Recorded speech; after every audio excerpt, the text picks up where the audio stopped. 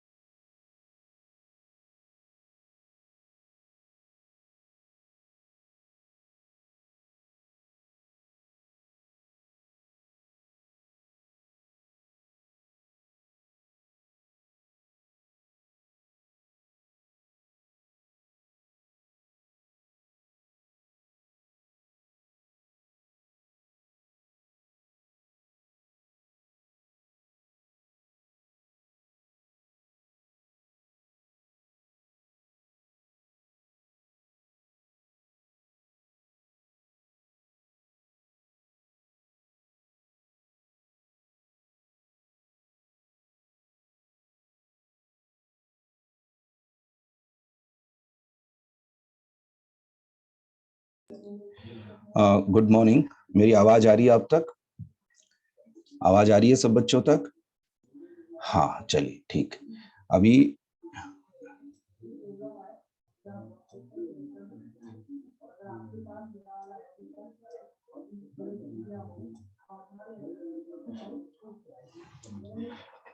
हाँ चलिए, तो अब इसमें इसके अंदर क्या है कि ये सारा ऑनलाइन का भी जैसे अपने को अपनी जो गवर्नमेंट की अगली गाइडलाइन है। साउंड नहीं आ रही? एक सेकेंड रुकिएगा। हेलो, अभी आवाज आ रही है? हाँ क्लियर है, चलिए ठीक है ना? ठीक है, पूरा साउंड ऑडियो ठीक है। अब देखिए इसमें ऐसा है कि अभी जो कंडीशंस हुई हैं तो उसके अकॉर्डिंग अपन को अभी ऑनलाइन पढ़ाई करनी है, लेकिन ऑनलाइन पढ़ाई करने में कोई दिक्कत नहीं है।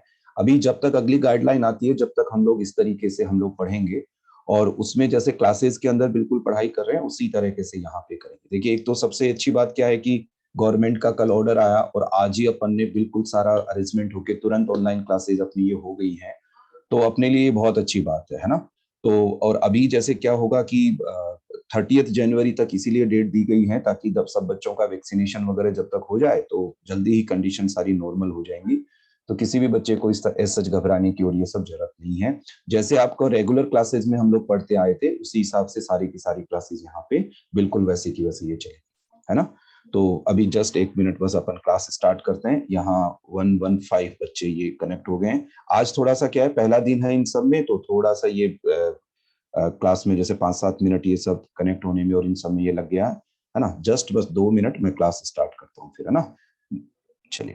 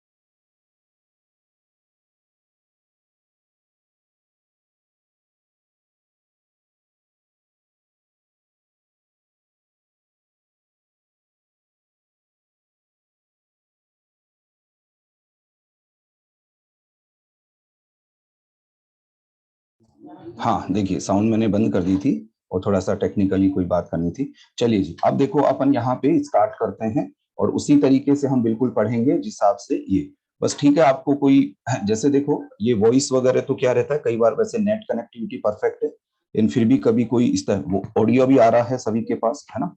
और मैं यहाँ चैट पे भी ध्यान देता रहूंगा जिनका कोई डाउट वैसे आए। हाँ, एनिंशियोमर का डेफिनेशन मैंने बताया था, बिल्कुल ठीक।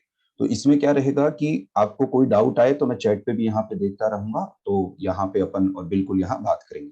चलिए, तो अब अपन यहाँ स्टार्ट करते हैं। देखो हमने यहाँ पे ऑप्टिकल के लिए रिवीजन वाली बात थी, तो उसके अंदर अभी हम बेसिक्स में हम देख रहे हैं। तो हमने एक तो थोड़ा कन्वर्जन वगैरह की बात देखी, उस कन्वर्जन वगैरह की बात के बाद में हमने आरएस नोमेनक्लेचर वगैरह पे बात की थी। आरएस नोमेनक्लेचर वगैरह के बाद में हमने मतलब जैसे कुल मिला के ये है कि अब हम लोग कुछ डेफिनेशंस जो हमें 12th में रिएक्शंस में काम में आएंगी, कुछ इंपॉर्टेंट टर्म्स, उन पे हम लोग बात कर रहे हैं। तो यहाँ पे हम लोग स्टार्ट करते हैं। सबसे पहले हम लोग बात करें, एनिंशियोमर्स हमने स्टार्ट कर दिया था, तो उसी पे हम लोग आगे अब यहाँ पे कंटिन्यू यहाँ पे ये करते हैं।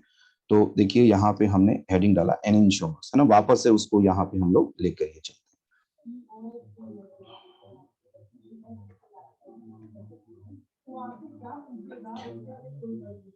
एनिंशियोमर्स। तो एनिंशियोमर्स की यदि हम लोग बात करें, तो हमने बात किया था एनिंशियोमर्स के अंदर कि वो स्टीरियोआइसोमर्स जो एक दूसरे की मिरर इमेजेस होते हैं लेकिन सुपर इम्पोज नहीं होते हैं। अब वो मैंने आपको बता दिया था, ये एग्जांपल देके आपको बताया था कि जैसे ये है, इसकी मिरर इमेज है, लेकिन ये इस पे सुपर इम्पोजिशन का मतलब बता दिया था कि दोनों मिलकर बिल्कुल एक जैसा हो जाए। तो वो सुपर इम्पोज यदि नहीं हो रहे, देखो डिफरेंट टाइप के स्टीरियो आइसोमर्स, मतलब डिफरेंट स्टीरियो आइसोमर्स उनमें आपस में रिलेशन बनाते हैं। तो एक तरह से एनिंशियोमेरिज्म जो है वो रिलेशन होती है, एक रिलेशन होता है दो स्टीरियो आइसोमर्स के बीच में। भव्य, देखिए वॉइस जो लैग हो रहा है, तो आप अपना एक कनेक्टिविटी है ना, नेट कनेक्टिविटी चेक करिएगा, क्योंकि बाकी बच्चों का मैसेज, जैसे बाकी बच्चे बताइए क्या वॉइस क्लियर है? एक दो बच्चे मैसेज कर सकते हैं जिनको क्लियर मैसेज यार। हाँ, तो कई बार क्या, हाँ हाँ देखिए, जैसे बहुत सारे बच्चों ने मैसेज किया कि वॉइस यहाँ पे क्लियर है, तो इसका मतलब क्या है कि अपना थोड़ा सा नेट जो था ना, अपना भी थोड़ा चेक कर लीजिए ना, उसको थोड़ा सा यहाँ पे ये है ना। चलिए, वॉइस क्लियर है, तो अपना नेट कनेक्टिविटी भी आपको थोड़ा परफेक्ट रखना पड़ेगा यार, है ना।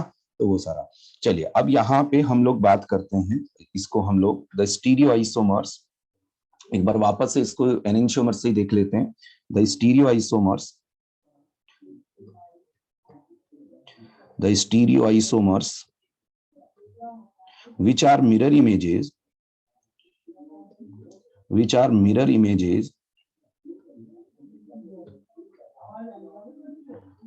but not superimposable,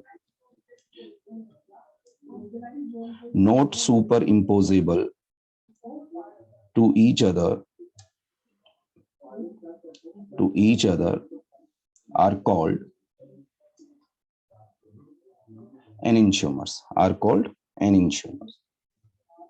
उनको हम लोग क्या बोलते हैं, एनेंशियोमर्स यहाँ पे बोल रहे होते हैं, जो मिरर इमेजेस होते हैं लेकिन एक दूसरे पे सुपर इम्पोज नहीं होते। अब ये जो एनेंशियोमर्स है उसका एक एग्जांपल हम लोग यहाँ पे देख रहे थे, तो उस एग्जांपल की मैं बात करूं, देखो हम लोग आगे और भी बात करेंगे लेकिन एक बेसिक एग्जांपल यहाँ पे हम बात करें कि यहाँ पे हमने ये बात कर ली थी, थोड़ा सा मैं रिवाइज करके इसको यहाँ से आगे बढ़ा रहा हूँ। अब एग्जाम्पल में हम कुछ भी बना सकते हैं, जैसे यहाँ H लिया हमने, यहाँ पे लिया मैंने CH3, जैसे इस तरह से ये लिया। अब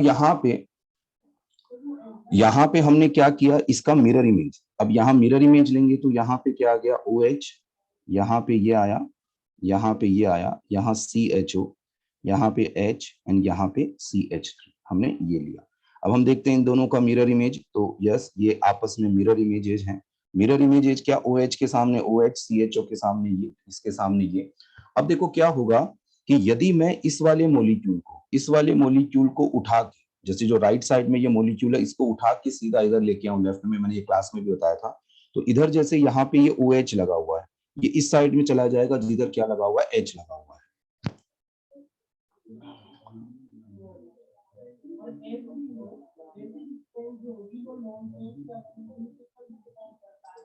तो यहाँ पे स्क्रीन पर वो रिटर्न ही नहीं हो रहा है। स्क्रीन पे आपके आ नहीं रहा है रानी, स्क्रीन पे आ नहीं रहा है जो मैं लिख रहा हूं, बाकी आ रहा है ना। थोड़ा सा आप अपनी तरफ से ये देखिएगा, क्योंकि ये थोड़ा सा है ना, एक दो क्लासेज जो होंगी ना वो टेक्निकल इशू आप लोगों को कुछ आ सकता है, कुछ को ये नहीं, तो देखो इसलिए मैं क्या है कि आप में से कोई भी मुझसे ऐसी बात करेगा तो मैं आपसे ही पूछ के फिर बता दूंगा। तो अब जैसे यहाँ पे सब बच्चों ने बोला आ रहा है, तो एक बार आप चेक कर लीजिएगा थोड़ा सा, है ना। हाँ क्लियर है, चलिए ठीक है ना, क्लियर है, चलिए आ रहा है, कोई प्रॉब्लम नहीं। चलो तो यहाँ पे देखो क्या है, यहाँ पे तो आप जिन कि ये नहीं आ रहा तो एक अपना एक बार चेक करें फिर वही। हाँ अमित कुमार नहीं आ रहा है, तो आप अमित देखो चेक करो, यहाँ तो सब बच्चे कह रहे हैं वॉइस में थोड़ा दिक्कत है। वॉइस तो देखिए, वॉइस जो है वो से इधर की तरफ से बिल्कुल परफेक्ट है, यहाँ पे आप थोड़ा सा अपना नेटवर्क भी थोड़ा चेक कर लीजिए। देखो ये थोड़ा सा चलता रहे, है ना, साउंड अच्छा है, अच्छा क्लियर है, ठीक है, ये थोड़ा चलता रहेगा यार, है ना इसमें। चलो अच्छा ठीक, आप पढ़ते हैं, है ना, अब पढ़ते हैं। देखो अब क्या होगा कि ये दोनों जो होंगे एक दूसरे के मिरर इमेजेस जो होंगे, वो मिरर इमेजेस यहाँ पे हम लोग देखेंगे तो एक दूसरे की मिरर इमेजेस है लेकिन सुपर इम्पोज नहीं है। अब इसको मैंने एक बात ये भी बताई थी कि जो सेकंड वाला स्ट्रक्चर है उसको यहाँ पे पलट के भी नहीं रख सकते, क्यों, क्योंकि जो फिशर है उसके अंदर जो हॉरिजॉन्टल टुवर्ड्स द व्यूअर है, तो पलट के रखेंगे तो वो अपोजिट साइड में चला जाएगा। अब देखो यहाँ पे एक बात और देखिएगा, यदि मैं RS कॉन्फ़िगरेशन निकालूं इन दोनों काइरल सेंटर का, इसका और यहाँ पे ये जो है इसका RS निकालूं, तो यहाँ देखिए OH इसको फर्स्ट प्रायोरिटी मिलेगी, मतलब RH से लिंक यहाँ पे कर सकते हैं। नहीं आप ये लिख रहे हैं Raghav, water is an example of super imposable, तो H2O जो होता है ना, H2O इनऑर्गेनिक मॉलिक्यूल्स पे अपनी मिरर इमेज पे सुपर इम्पोज हो जाएगा। जैसे H2O यदि आप स्ट्रक्चर बनाओगे H2O का, प्लेनर होता है, उठा के पलटेंगे तो इस पे आ जाएगा। तो देखो इसको समझिएगा, यहाँ पे ये anti clockwise fourth priority towards the viewer, तो इसका R कॉन्फ़िगरेशन है, तो इसका यहाँ पे क्या हो गया, S कॉन्फ़िगरेशन। यहाँ पे इसका भी आप निकाल के देख सकते हैं, इसका यहाँ पे S कॉन्फ़िगरेशन। तो एक बात हमेशा ध्यान रखो कि जब भी कभी किसी काइरल सेंटर का कोई कॉन्फ़िगरेशन, जैसे मान लो कोई काइरल सेंटर है उसका R कॉन्फ़िगरेशन आ रहा है, तो हमेशा उसकी जो मिरर इमेज होती है उसमें इसका अपोजिट कॉन्फ़िगरेशन आ जाता है। जैसा मान लीजिए यहाँ पे किसी काइरल सेंटर का S कॉन्फ़िगरेशन है, और मतलब दो काइरल सेंटर है सपोज, एक का S एक का R, तो यदि उसकी हम मिरर इमेज लेंगे ना तो S वाले का R हो जाता है, R वाले का S। मिरर इमेज मतलब जैसा वो मिरर में दिखता है वैसे यदि हम बना दें तो इस तरीके से। तो एनेंशियोमर्स में क्या खास बात होगी कि इनमें जो काइरल सेंटर का कॉन्फ़िगरेशन होता है वो अपोजिट होता है। अच्छा एक और बात है, एनेंशियोमर्स की जो प्रॉपर्टी है उससे रिलेटेड बातें हम बाद में करेंगे, अभी सिर्फ ये है कि वो होते क्या, बेसिक चीजें जो है ना बेसिक बातें स्पेशली सब बच्चों को जैसे आगे ये बता रहे हैं कि mirror images but not super imposable, तो वहां पे ये वाली बात यहाँ हो जाएगी। अब इसके बाद में हम लोग आगे बढ़ते हैं। इसमें जैसे और एग्जाम्पल हम इसमें लें, एनेंशियोमर्स में और एग्जाम्पल यहाँ पे ये है। अमित आपके पास वीडियो यदि नहीं आ रहा है तो एक बार उसको रीस्टार्ट वापस से ज्वाइन कर लें एक बार आप, है ना। वापस से ज्वाइन करेंगे तो कई बार वो वाली बात हो जाती है ना। एक बार कोशिश करिएगा, फिर भी कोई दिक्कत आती है तो बात करते हैं, है ना। अब देखना यहाँ पे बच्चों में एक इसका जो एनेंशियोमर है इसका एक और एग्जाम्पल लेके आपको यहाँ पे बताता हूँ। जैसे यहाँ पे हमने क्या किया, इस तरीके से मैंने यहाँ पे इसको वापस से लिखते हैं, देखिएगा। यहाँ पे मैं यहाँ पे एक फिशर बनाता हूँ। यहाँ पे कुछ भी मैं इस तरीके से ले सकता हूँ कि मैंने यहाँ ले लिया वही CHO, यहाँ पे मैंने ले लिया H, यहाँ पे मैं ले लेता हूँ, जैसा आप कुछ भी ले सकते हैं। यहाँ पे ले लिया मैंने Cl, यहाँ पे मैंने ये किया, यहाँ पे H मैंने ले लिया, यहाँ OH और यहाँ ले लिया आपने CH3, जैसे ये ले लिया। और अब क्या करें, इसका मिरर इमेज अपन ड्रॉ करते हैं। तो मिरर इमेज ड्रॉ करेंगे तो अपने को पता है जो ग्रुप यहाँ सामने है वही इसके सामने यहाँ रख देंगे। तो यहाँ पे जैसे क्या हो जाएगा, Cl, यहाँ पे OH, यहाँ CH3, यहाँ पे आ गया H, यहाँ पे आ गया H, यहाँ पे आ गया CH, जैसे हमने ये देखा। तो यहाँ पे भी देखिएगा ये मिरर इमेजेज हैं, और मिरर इमेजेज हैं लेकिन एक दूसरे पे सुपर इम्पोज नहीं हो रहे। आप देखो राइट साइड वाले को उठा के सेकंड वाले पे लाओगे तो भी नहीं होगा, पलट तो हम सकते ही नहीं यहाँ पे। अच्छा देखो, ये सुपर इम्पोज करके देखना ही हर बार जरूरी नहीं होता है। हम लोग क्या करेंगे, कुछ जैसे एक होता है plane of symmetry and centre of symmetry, वो उसका मैं थोड़ा आइडिया दूंगा आपको आज की क्लास में। तो उसकी हेल्प से भी हम लोग ये चेक कर सकते हैं कि वो सुपर इम्पोज होगा या नहीं होगा। तो ऐसे केस में फिर हम लोग और भी, हमारे पास और भी तरीके होते हैं। मतलब ऐसा नहीं होता है कि हर बार इसको उठा के इस तरीके से या हर बार उठा के ऐसे ही चेक करें क्या, लेकिन वो थोड़ा सा भी आगे समझ में आ जाएगा। अभी तो बस एक बेसिक एग्जांपल देख के चलते हैं। तो यहाँ पे एक दूसरे की मिरर इमेजेस है लेकिन ये सुपर इम्पोज नहीं हो रहा है, इसलिए यहाँ पे मैंने यहाँ पे इनको क्या बोल दिया, ये आपस में क्या हो जाएंगे, एनेंशियोमर्स हो जाएंगे। तो अभी सभी बच्चे इन सबको बस याद करें कि एनेंशियोमर्स क्या होते हैं, mirror images but not super imposable. Clear है बताइएगा एनेंशियोमर्स में, बिल्कुल बेसिक ये वाली बात है ना। और फिर इसको जैसे मैंने कहा कि बिना सुपर इम्पोज किए वैसे कैसे देखना है वो आपको अभी क्लियर हो जाए। चलिए अब हम लोग आगे बढ़ते हैं आगे, और यहाँ पे आगे तो इसमें देखिए नेक्स्ट हम लोग बात करते हैं डाइस्टीरियोमर्स। यहाँ पे आगे हम लोग बात करें डाइस्टीरियोमर्स। देखो डाइस्टीरियोमर्स जो है, डाइस्टीरियोमर्स भी एनेंशियोमर्स, मतलब डाइस्टीरियोमर्स जो होते हैं वो भी स्टीरियो आइसोमर्स के बीच का ही एक रिलेशन होता है। और वो क्या होता है, वो स्टीरियो आइसोमर्स जो एक दूसरे का मिरर इमेज ही नहीं हो, वो स्टीरियो आइसोमर्स जो एक दूसरे का मिरर इमेज ही नहीं हो, उनको हम लोग डाइस्टीरियोमर्स बोलते हैं। मतलब यूं मान के चलिएगा कि डाइस्टीरियोमर्स जो होते हैं ना, वो स्टीरियो केमिस्ट्री में डस्टबिन की तरह होते हैं। मतलब हमने दो कोई स्टीरियो आइसोमर लिए, चेक किया कि वो एक दूसरे की मिरर इमेजेस ही नहीं है, हमने तुरंत उसको उसके अंदर ये डाल दिया। तो वो जो अब मिरर इमेजेस नहीं है तो सुपर इम्पोजिशन का भी सवाल ही नहीं है। तो हम डेफिनेशन के दौरान हम लिख सकते हैं कि जो मिरर इमेज भी नहीं हो, सुपर इम्पोज भी नहीं हो, ये बात लिख सकते हैं। लेकिन इसके अंदर क्या रहता है, एक सीधी सी बात ये है कि वो स्टीरियो आइसोमर जो मिरर इमेजेस ही नहीं है, इतना भी बोलेंगे तो ये सफिशिएंट ये हो जाएगा कि जो एक दूसरे की मिरर, और मिरर इमेज नहीं है वो तो बहुत आसानी से हम लोग यहाँ देख सकते हैं। तो हम लोग बोल सकते हैं the stereo isomers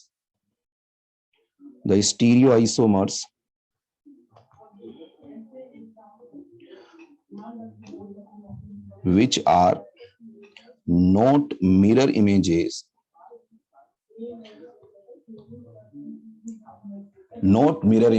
are called distereomers। इतना ही काफी है, लेकिन हम लोग पूरा लिख लेते हैं the stereoisomers which are not mirror images and not superimposable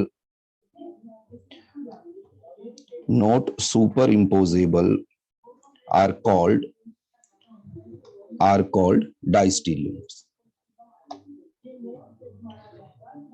डाइस्टीरियोमर्स। इसको शॉर्ट में बोल सकते हैं कि not super imposable, not mirror images, जो एक दूसरे का मिरर इमेजेस ही नहीं है, वहां पे ये वाली बात ये हो जाएगी। अब यदि इसका एग्जाम्पल अपन ले, यदि हम लोग इसका एग्जाम्पल लेके बात करें तो यहाँ पे डाइस्टीरियोमर्स को क्या करते हैं हम लोग, दो पार्ट्स में हम लोग बात कर सकते हैं। एक तो देखो यहाँ पे डाइस्टीरियोमर्स जो होते हैं वो टू टाइप्स के यहाँ पे हो जाएंगे। है ना। तो एक तो यहाँ पे हम लोग बात कर सकते हैं ज्योमेट्रिकल डायस्टीरियोमर्स। ज्योमेट्रिकल डायस्टीरियोमर्स, देखो यहाँ पे क्या होता है कि जो स्टीरियो आइसोमर्स होते हैं ना, उनको कई तरीके से क्लासिफाई करते हैं। तो उसमें एक क्लासिफिकेशन ज्योमेट्रिकल आइसोमर्स का भी होता है। अब जो ये ज्योमेट्रिकल आइसोमर्स होते हैं, ये अपन आगे जब अपने को जरूरत पड़ेगी तो बात कर लेंगे, लेकिन मैं आपको समझाता हूँ। देखो बहुत आराम से यहाँ समझ में आ जाता है। जैसे देखो मैं यहाँ पे एक बहुत ही बेसिक एग्जाम्पल यहाँ लेके आपको बता रहा हूँ कि यहाँ पे एक देखो ये वाली स्ट्रक्चर है, ये वाली स्ट्रक्चर है। अच्छा, दूसरा मैंने क्या किया, यहाँ पे एक स्ट्रक्चर इस तरीके का बनाया कि ये कार्बन यहाँ पे ये हाइड्रोजन एंड यहाँ पे ये वाला एक स्ट्रक्चर ये बना हुआ है। तो आप इसमें, हाँ लास्ट पार्ट में रिपीट कर रहा हूँ आयुष, अभी मैं रिपीट कर रहा हूँ, देखिएगा। तो यहाँ पे देखो ये दोनों हाइड्रोजन्स, यदि हम बात करेंगे इसमें, तो यहाँ पे ये दोनों हाइड्रोजन्स या कोई भी दो ग्रुप देख लीजिएगा वो सेम साइड में हो, तो इसको हम लोग बोलते हैं सिस, ये सिस्टोब्यूटीन है। और यहाँ पे हमने देखा कि अपोजिट साइड में है, तो ये ट्रांस यहाँ पे ये है। तो एक्चुअली क्या है कि इन दोनों की दोनों टू ब्यूटीन है, मतलब मोलिकुलर फॉर्मूला सेम, स्ट्रक्चर भी सेम, लेकिन इनका स्पेस में ओरिएंटेशन रेस्ट्रिक्टेड रोटेशन के अलोंग अलग अलग हो रहा है। तो यहाँ पे, हाँ तो यहाँ पे क्या हो जाएगा कि रेस्ट्रिक्टेड रोटेशन के अलोंग डिफरेंट ओरिएंटेशन, मतलब यहाँ डबल बॉन्ड के अलोंग यहाँ पे एक सिस ओरिएंटेशन, एक ट्रांस, तो ये ज्योमेट्रिकल आइसोमर्स होते हैं ना। इस पे जिन बच्चों को ज्योमेट्रिकल का बिल्कुल भी आइडिया नहीं है, डोंट वरी, है ना। अभी बस ये देख लो कि cis two butene, trans two butene, ये स्टीरियो आइसोमर्स हैं। स्टीरियो आइसोमर्स क्या होते हैं, जिनका मोलिकुलर फॉर्मूला सेम हो, स्ट्रक्चर सेम हो, लेकिन स्पेस में ओरिएंटेशन डिफरेंट हो। तो अब ये क्या है, ज्योमेट्रिकल आइसोमर्स एक होते हैं, ठीक है। अब हम लोग बात करते हैं ज्योमेट्रिकल आइसोमर्स, एक टाइप होता है स्टीरियो आइसोमर्स का, ठीक है। तो अभी हम लोग देखते हैं कि इन दोनों को क्या हम डायस्टीरियोमर्स बोल सकते हैं। तो एक बार चेक करते हैं कि ये मिरर इमेजेज है या नहीं है। तो मिरर इमेजेज के लिए हमें ये होना चाहिए कि सेम ग्रुप के सामने सेम ग्रुप होना चाहिए। देखो मिथाइल के सामने यहाँ मिथाइल है, एच के सामने यहाँ एच है, लेकिन यहाँ पे मिथाइल है और उसके सामने कौन आ गया, एच। जब इसको मिरर में देखेंगे तो मिथाइल के सामने मिथाइल ही दिखेगा। इसका मतलब यहाँ पे हम लोग इसको क्रॉस लगा देते हैं कि ये एक दूसरे की मिरर इमेजेस हो ही नहीं सकते, क्योंकि एक सिस है तो दूसरा ट्रांस है। तो इसका मतलब इन दोनों को हम लोग क्या बोल देंगे, डाइस्टीरियोमर्स बोल देंगे। बिल्कुल सही बात है ना। डाइस्टीरियोमर्स मतलब जो एक दूसरे की मिरर इमेजेस नहीं हो, वो डाइस्टीरियोमर्स हो जाते हैं। चलिए अब इसमें इसके अलावा एक और होता है, ज्योमेट्रिकल डाइस्टीरियोमर्स के अलावा एक होता है ऑप्टिकल डाइस्टीरियोमर्स। ऑप्टिकल डाइस्टीरियोमर्स, अब ऑप्टिकल डाइस्टीरियोमर्स में देखिए क्या होता है। ऑप्टिकल डाइस्टीरियोमर्स, ऑप्टिकल डाइस्टीरियोमर्स में क्या होगा, हाँ ज्योमेट्रिकल डायस्टीरियोमर्स को रिपीट करना, मैं रिपीट कर दूंगा अभी, है ना, रिपीट कर दूंगा मैं। ऑप्टिकल डायस्टीरियोमर्स को एक बार समझिएगा। ऑप्टिकल डायस्टीरियोमर्स में हम लोग इस तरह का कोई केस लेते हैं कि यहाँ पे हमने लगाया CH3, यहाँ पे हमने लगाया Cl, यहाँ H, यहाँ H, यहाँ पे ये Cl, यहाँ पे हमने ये CH3। अच्छा यहाँ पे देखिए मैं स्ट्रक्चर बनाता हूँ एक, और उस स्ट्रक्चर में जैसे यहाँ पे मैंने लिया Cl, यहाँ H, यहाँ पे लिया H, यहाँ पे ये Cl, और यहाँ पे लिया हमने CH3।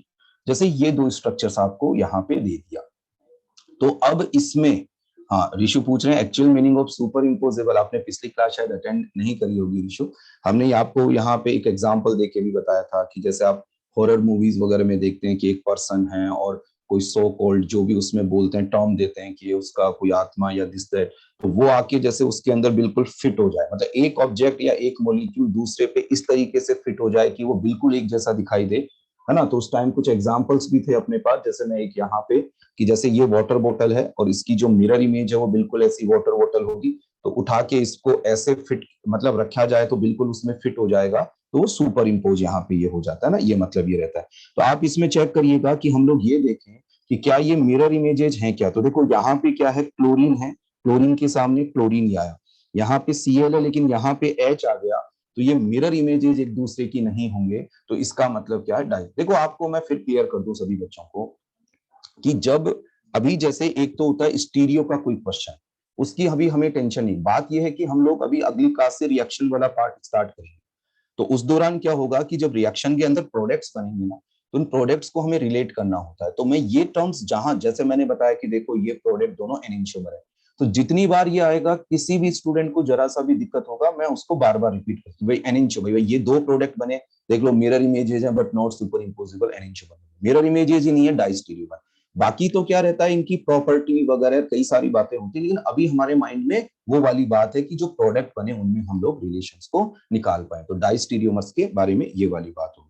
चलिए, मेरे हिसाब से समझ में आया होगा, आसान है। डाइस्टीरियोमर जो एक दूसरे की मिरर इमेजेस ही नहीं हो उनको हम लोग क्या बोलते हैं, डाइस्टीरियोमर। बोलो यार बच्चों, क्लियर है? डाइस्टीरियोमर्स जो एक दूसरे की मिरर इमेजेस ही नहीं हो उनको हम लोग लेकिन वो स्टीरियो आइसोमर्स होना जरूरी यहाँ पे ये होता है। चलिए, अब हम लोग आगे बढ़ते हैं। इसमें आवाज आ रही है भाई सभी बच्चों को मेरी, है ना? आवाज यहाँ पे बिल्कुल, चलिए ठीक है, बिल्कुल। अब हम लोग आगे बढ़ते हैं यहाँ पे, और अब एक दो टर्म्स और हम लोग जानते हैं ना, एक दो टर्म्स और हम लोग यहाँ जानते हैं। और इसमें नेक्स्ट टर्म की जो हम लोग बात करें तो वो यहाँ हो जाएगा ऑप्टिकल आइसोमर्स।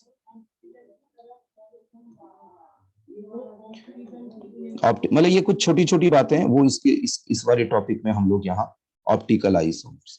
देखो, ऑप्टिकल आइसोमर्स जैसे ज्योमेट्रिकल आइसोमर्स के लिए क्या होता है, स्टीरियो आइसोमर्स क्या होते हैं, स्टीरियो। अच्छा अच्छा, ठीक है। आयुष बोल रहे हैं कि साइड चेंज करने से पहले 2 मिनट रुक जाया करें, हम लिख नहीं पाते। ओके ओके, ठीक है, उसमें मैं बिल्कुल ये ध्यान रखूंगा। और वैसे भी आपके पास ये पीडीएफ फॉर्मेट में आ जाएगा, लेकिन मैं अब से ध्यान रखूंगा। आयुष, स्टीरियो आइसोमर्स क्या होते हैं, तो स्टीरियो आइसोमर्स होते हैं जो, जैसे एक तो होते हैं स्ट्रक्चरल। लास्ट स्लाइड आपको वापस से चाहिए, ठीक है? चलिए एक बार मैं यहाँ पे ये ले आता हूँ। चलिए, ये लास्ट वाली स्लाइड यहाँ पे आ गई, इसको नोट कर लीजिए, ठीक है? हाँ, नोट्स भी उसमें अपलोड, आपके पास ये जो क्लास है ये रिकॉर्डेड क्लास भी रहेगी एल एन प्लस पे, और ये भी, लेकिन आप कोशिश करिए कि साथ साथ ही नोट्स बना लें, है ना, ताकि यहाँ पे ये नहीं, है ना? तो आप ऑप्टिकल डायस्टीरियोमर्स में क्या रहता है यार, कि देखो, ज्योमेट्रिकल डायस्टीरियोमर्स में क्या होता है कि डबल बॉन्ड रेस्ट्रिक्टेड रोटेशन के अलोंग, जैसे यहाँ देखो डबल बॉन्ड के अलोंग डिफरेंट ओरिएंटेशन है ज्योमेट्रिकल आइसोमर्स में। और यहाँ पे ऑप्टिकल आइसोमर जो है ये मिरर इमेजेस क्यों नहीं है, क्योंकि आप यहाँ देखो ये क्लोरीन है, क्लोरीन के सामने यहाँ पे क्या आ गया, एच, तो इस वजह से ये मिरर इमेजेस नहीं है। जैसे देखो यहाँ पे, इससे पहले हमने एनेंशियोमर्स का देखा था, देखिए मैं इससे पहले की, और यहाँ पे हम मैं बात करूं, यहाँ देखो कि ये देखो यहाँ पे ये वाले मिरर इमेजेस क्यों हैं, क्योंकि Cl के सामने Cl आया, OH के सामने OH आया, CH3 के सामने CH3 आया, तो ये मिरर इमेजेस है। लेकिन यदि हम इसमें बात करेंगे तो यहाँ Cl के सामने H आया, तो ये मिरर इमेजेस नहीं है, इस वजह से हमने इनको क्या बोला है, ऑप्टिकल, मतलब डाइस्टीरियोमर्स। आपको डाइस्टीरियोमर पूछा जाए, अब ज्योमेट्रिकल वाला जो होता है ना, how to find maximum number of atoms in plane, वो एक अलग कंसर्न है। वो आप जो आप ये पूछ रहे हैं ना कि ये कैसे मैक्सिमम नंबर एक प्लेन में, तो वो तो डिफरेंट, आप देख लो, आप जैसे ये पढ़ते हो केमिकल बॉन्डिंग, उसके अंदर शेप देख लो, ट्राइगोनल प्लेनर है तो सारे के सारे सेम प्लेन में होंगे, है ना? तो ये सेम प्लेन वाला तो ये वाला। चलिए, अब यहाँ पे अपन आगे बढ़ते हैं। देखिएगा ऑप्टिकल आइसोमर्स, तो ऑप्टिकल आइसोमर्स के लिए सभी बच्चे एक बात ध्यान से सुनेंगे, देखिएगा। ऑप्टिकल आइसोमर्स के अंदर क्या होता है कि जैसे एक कोई कंपाउंड, यहाँ पे हम लोग देखें कि जैसे आप है ना किसी शॉप पे गए, देखो ध्यान से सुनना यार, आप किसी शॉप पे गए और आपने बोला कि मुझे 2 ब्यूटेनॉल चाहिए, है ना, 2 ब्यूटेनॉल चाहिए। अब यहाँ पे, हाँ, रेस भी सॉल्व कर लेंगे, रेस भी सॉल्व कर लेंगे अभी, है ना? एक बार थोड़ा सा ये सिस एंड ट्रांस क्या होता है, सिस में क्या होता है कि सिमिलर ग्रुप सेम साइड में होता है तो सिस, जैसे दोनों एच सेम साइड में है तो सिस, अपोजिट साइड में है दिव्यांशु तो वो क्या हो जाएगा, ट्रांस ही हो जाएगा, ठीक है? चलो अब थोड़ा सा मैं थोड़ा आगे बढ़ता हूँ, है ना, और फिर कोई डाउट्स होंगे तो और बात अपन करते हैं, लेकिन एक बार थोड़ा सा आगे बढ़ते हैं, ठीक है?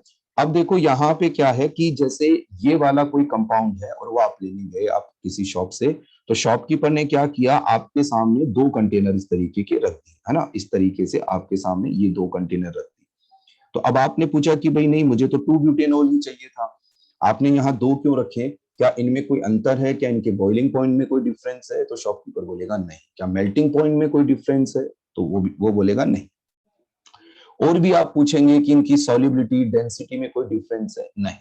तो फिर आप पूछेंगे कि आपने 2 कंटेनर क्यों रखे? तो शॉपकीपर बोलेगा कि एक लाइट के रिस्पेक्ट में क्लॉकवाइज बिहेवियर रखता है एंड दूसरा एंटी क्लॉकवाइज बिहेवियर रखता है, इस तरह की बात आपसे बोल। अब आप वहां जानते हैं तो ठीक है, उसकी बात समझ में आई तो ठीक है, वरना भाग जाएंगे वहां से कि यार ये क्या बात कर रहा है। मतलब क्या है, देखो शॉपकीपर का, कि ये भी 2 ब्यूटेनॉल है और ये भी 2 ब्यूटेनॉल है, मतलब दोनों का मोलिकुलर फॉर्मूला सेम है, स्ट्रक्चर भी सेम है, लेकिन लाइट के रिस्पेक्ट में डिफरेंट बिहेवियर। तो इस लाइट के रिस्पेक्ट में देखो, ऑप्टिकल में ऑप्टिक्स, जो ऑप्टिकल टर्म है वो आया ऑप्टिक्स, वो स्टीरियो आइसोमर्स जो लाइट के रिस्पेक्ट में डिफरेंट बिहेवियर रखते हैं, उनको हम लोग ऑप्टिकल आइसोमर्स यहाँ बोलते हैं। तो मैं यहाँ पे लिख रहा हूं the stereo isomers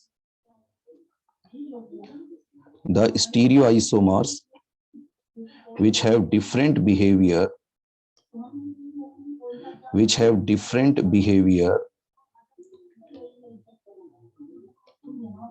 towards light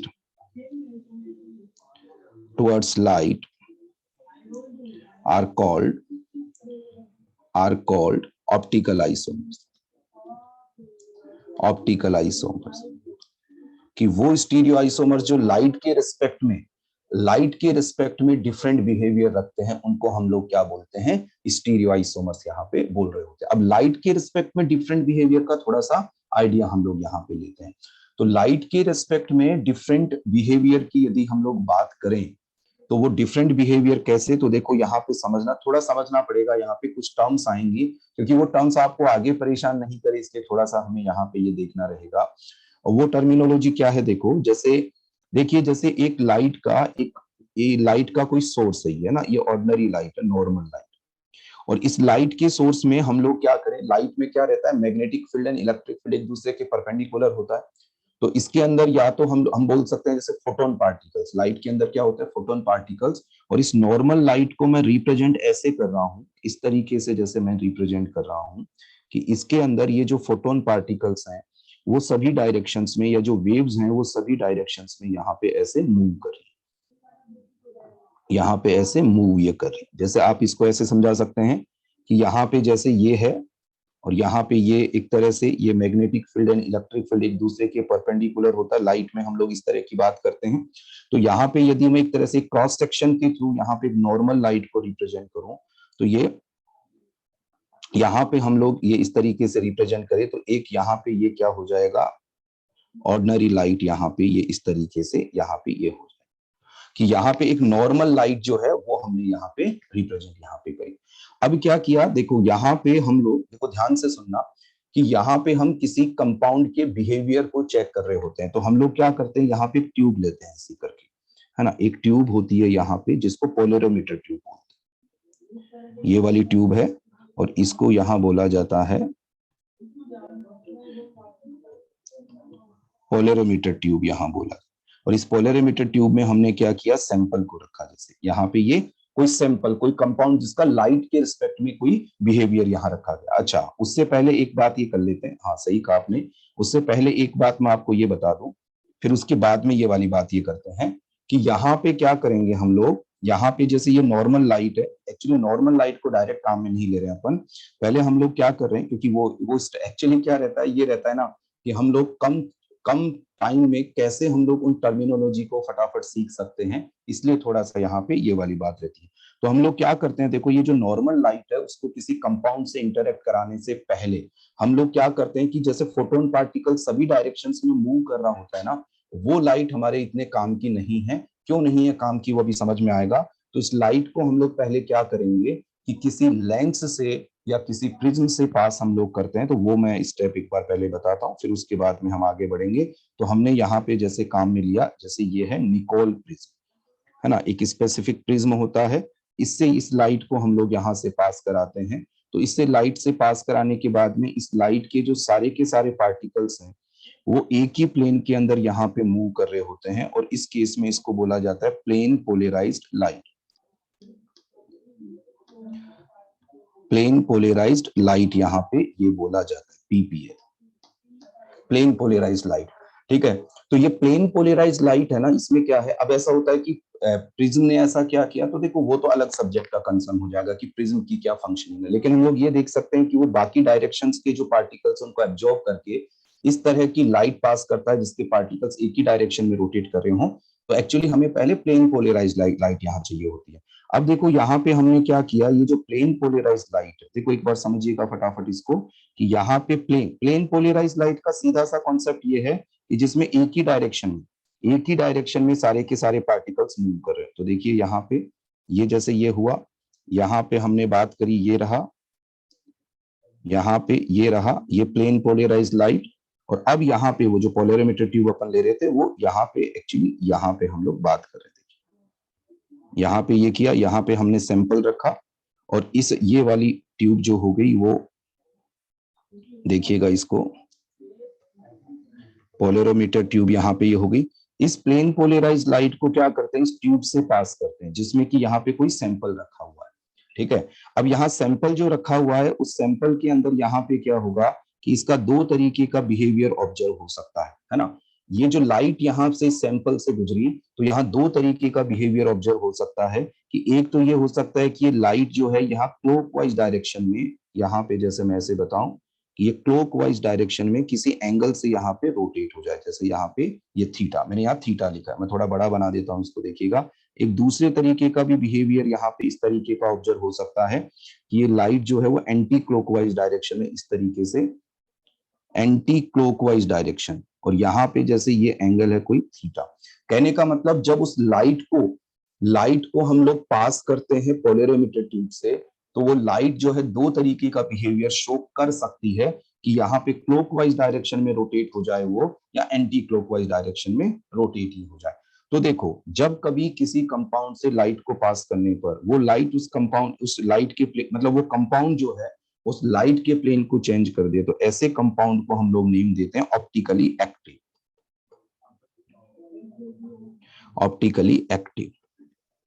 तो पता है यहाँ पे टर्मिनोलॉजी, स्पेशली यहाँ पे वो स्टूडेंट जो पहली बार ये सब पढ़ रहे हैं, ये जैसे बेसिक क्लासेस उनके लिए बहुत इंपॉर्टेंट है, क्योंकि जिन्होंने एक बार पढ़ रखा होता है उनके लिए फिर क्या रहता है, ये टर्मिनोलॉजी आम हो जाती है कि भाई काफी बार ये टर्म सुन ली हमने। तो ऑप्टिकली एक्टिव कंपाउंड जब भी आपको कोई मतलब कहीं पे लिखा हुआ है ना ऑप्टिकली एक्टिव, तो दिमाग में लाइएगा कि प्लेन पोलराइज लाइट को पास करने पर यदि उसको किसी कंपाउंड से पास किया जाए, उसका लाइट जो है वो चेंज हो जाए। अब ऐसा होता है कि उसका एंगल चेंज क्यों होता है, वो रीजन होता है, लाइट जो बनी है फोटोन पार्टिकल से, और जो सैंपल हमने लिया उसमें इलेक्ट्रॉन प्रोटॉन, उनके बीच में इंटरेक्शन होता है, उनके बीच में कॉलिजन्स होती है। तो उन कॉलिजन्स का रिजल्ट यहाँ पे ये रहता है। तो ये ऑप्टिकली एक्टिव कंपाउंड, यदि इसे लाइट को पास करने पर लाइट का प्लेन चेंज हो जाए। एक दो टर्म और समझेंगे, देखिएगा, वो ये है कि यदि ये कंपाउंड लाइट को क्लॉकवाइज डायरेक्शन में रोटेट कर रहा होता है, तो उस कंपाउंड को हम लोग, जैसे ऑप्टिकली एक्टिव कंपाउंड दो तरह के होते हैं, एक तो लाइट को क्लॉकवाइज रोटेट करे और एक एंटी क्लॉकवाइज रोटेट करे। यदि लाइट को क्लॉकवाइज रोटेट कर रहा है तो ऐसे ऑप्टिकली एक्टिव कंपाउंड को हम लोग बोलते हैं डेक्स्ट्रो रोटेटरी। डेक्स्ट्रो रोटेटरी यहां बोला जाता है, और ऐसे कंपाउंड को हम स्मॉल डी से या फिर यहाँ पे प्लस लगा के रिप्रेजेंट कर रहे हैं। डेक्स्ट्रो रोटेटरी वो ये पोलरोमीटर ट्यूब होते हैं, है ना। यहाँ पे पोलरोमीटर ट्यूब हमने यहाँ पे ये लिखा हुआ है कि यहाँ क्लॉकवाइज है या एंटी क्लॉकवाइज, जो ऑब्जर्वेशन से पता चलता है। एक ऑब्जर्वर होता है जिसके थ्रू हमें यहाँ देखना होता है क्लॉकवाइज या लाइट का एंटी क्लॉकवाइज मूवमेंट हम लोग देख सकते हैं। और यहाँ लीवो रोटेटरी, जो एंटी क्लॉकवाइज डायरेक्शन में रोटेट करे, वो लीवो रोटेटरी यहाँ हो जाए। नोट करिएगा फटाफट इनको, ताकि हम लोग आगे बढ़े। और लीवो रोटेटरी को एल से या फिर हम लोग माइनस से यहाँ पे रिप्रेजेंट ये कर रहे होते हैं। कहने का मतलब आगे जाके जब ऐसी बात आए कि भाई ऑप्टिकली एक्टिव, तो तुरंत होना चाहिए कि अच्छा वो लाइट के रिस्पेक्ट में हम बिहेवियर देख रहे होते हैं, लाइट को क्लॉकवाइज डायरेक्शन में रोटेट करे या एंटी क्लॉकवाइज, मतलब जो लाइट के प्लेन को चेंज कर दे, वो ऑप्टिकली एक्टिव कंपाउंड होता है। यदि क्लॉकवाइज डायरेक्शन में रोटेट कर रहा है, डेक्स्ट्रो रोटेटरी, जैसे किसी कंपाउंड के आगे स्मॉल डी लिखा हुआ आ गया तो मतलब डेक्स्ट्रो रोटेटरी वो है। यदि एल लिखा हुआ आ गया दैट मींस लीवो रोटेटरी। तो ये ध्यान रखना, ये बेसिक्स हैं, स्पेशली उन बच्चों के लिए जिन्होंने बिल्कुल भी स्टीरियो नहीं पढ़ा, ये सब उनके बहुत काम आने वाली बात है। एक बार आप नोट कर लें तो मैं आगे बढ़ता हूं थोड़ा सा, और यहाँ पे हम लोग बात करते हैं।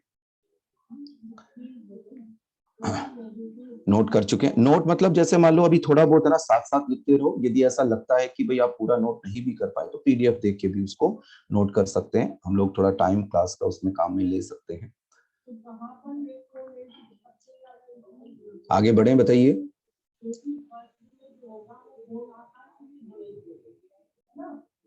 आगे बढ़े, ठीक है, ठीक है। नेक्स्ट यहाँ पे ये करते हैं। आप थोड़ा सा ना यहाँ पे इसको लिख लीजिएगा वैसे, और यहाँ पे कोई, चलो आगे हम लोग यहाँ पे ये बढ़ते हैं। देखिएगा अब इसमें क्या होगा, इसमें क्या रहेगा कि एक और बिहेवियर यहाँ ऑब्जर्व होता है। देखते हैं, देखो इस बात को, आगे बढ़ते हैं। एक और बिहेवियर यहाँ ऑब्जर्व होता है, और वहां से एक टर्म और यहाँ पे आएगी कि ये प्लेन पोलराइज लाइट है, ये प्लेन पोलराइज लाइट है, और इस प्लेन पोलराइज लाइट को पोलरोमीटर ट्यूब से यहाँ पे पास किया जाए। यहाँ पे एक सैंपल ये रखा हुआ है, और इस लाइट को यहाँ से पास किया जाए, तो ये हो सकता है कि यहाँ पे इस लाइट का प्लेन किसी भी डायरेक्शन में रोटेट ही नहीं, यहाँ पे इस तरीके का बिहेवियर यहाँ पे हो सकता है। ठीक है, तो यहाँ पे जब लाइट का प्लेन किसी भी डायरेक्शन में, अब ऐसा होता है कि सर यहाँ पे भी तो कॉलिजन हो रहा ही होगा, लेकिन ये समझ में आ जाता है जब हम लोग स्टीरियो आगे पढ़ते हैं कि एक्चुअली यहाँ पे कॉलिजन से, लेकिन फिर भी रिजल्ट ऐसा हो सकता है कि लाइट का प्लेन किसी भी डायरेक्शन में रोटेट नहीं हो। तो इस तरीके का जो कंपाउंड यहाँ पे होगा उसको नेम दिया गया है यहाँ पे ऑप्टिकली इनएक्टिव। यहाँ पे उसको नेम दिया गया है ऑप्टिकली इनएक्टिव, जिसके अंदर वहां पे कोई किसी भी तरह का यहाँ रोटेशन नहीं हो, उसको ऑप्टिकली इनएक्टिव बोलते हैं। चलिए ठीक है, तो अब आगे बढ़ते हैं हम लोग। चार टर्म्स हमने देखी, एक तो देखा ऑप्टिकली एक्टिव। ऑप्टिकली एक्टिव दो तरह के होते हैं, डेक्स्ट्रो रोटेटरी, लिवो रोटेटरी, और दूसरा देखा ऑप्टिकली इनएक्टिव। अब बच्चों ध्यान से सुनना कि ये तो हो गया एक एक्सपेरिमेंट ये हो गया। तो अब इसमें ये देखा गया कि हम लोग वैसे जैसा आपके सामने कोई स्ट्रक्चर रखी हुई है, तो उस स्ट्रक्चर को देखकर हम लोग कैसे मालूम करें कि वो ऑप्टिकली एक्टिव होगा कि नहीं। क्योंकि एक तो हो गया एक्सपेरिमेंट कि हमने पोलरिमीटर ट्यूब रखी, उसमें रखा, फिर लाइट क्लॉकवाइज एंटी क्लॉकवाइज, ऐसे एक लीवो रोटेटरी जैसे ये हो गया। लेकिन यदि कोई स्ट्रक्चर दे दी जाए और हमें बिना एक्सपेरिमेंट किए, तो देखो इनमें क्या हुआ कि जो ऑप्टिकली एक्टिव कंपाउंड्स थे, इनएक्टिव कंपाउंड्स थे, उनमें स्टडी की गई और यहाँ पे एक कंक्लूजन निकाला। क्या कंक्लूजन निकाला वो मैं आपको बताता हूँ। देखिए यहाँ पे क्या अपन ध्यान रखेंगे कि यदि कोई कंपाउंड ऑप्टिकली एक्टिव होगा यदि उसमें दो चीजें यहां नहीं हो। एक हो जाएगा यहाँ प्लेन ऑफ सिमेट्री, पीओएस, ये नहीं हो, और एक यहाँ पे क्या नहीं हो, सीओएस। एक और टर्म होती है अल्टरनेटिंग एक्सिस ऑफ सिमेट्री, है ना, लेकिन उसके बिना भी क्वेश्चन हो जाता है पीओएस सीओएस देखने की। अल्टरनेटिंग एक्सिस ऑफ सिमेट्री ये सब क्या है, मैंने कहा ना कि चीजें बहुत सारी हैं, लेकिन हम लोग हमारी काम की बातों को अभी थोड़ा यहाँ पे ये कर रहे हैं।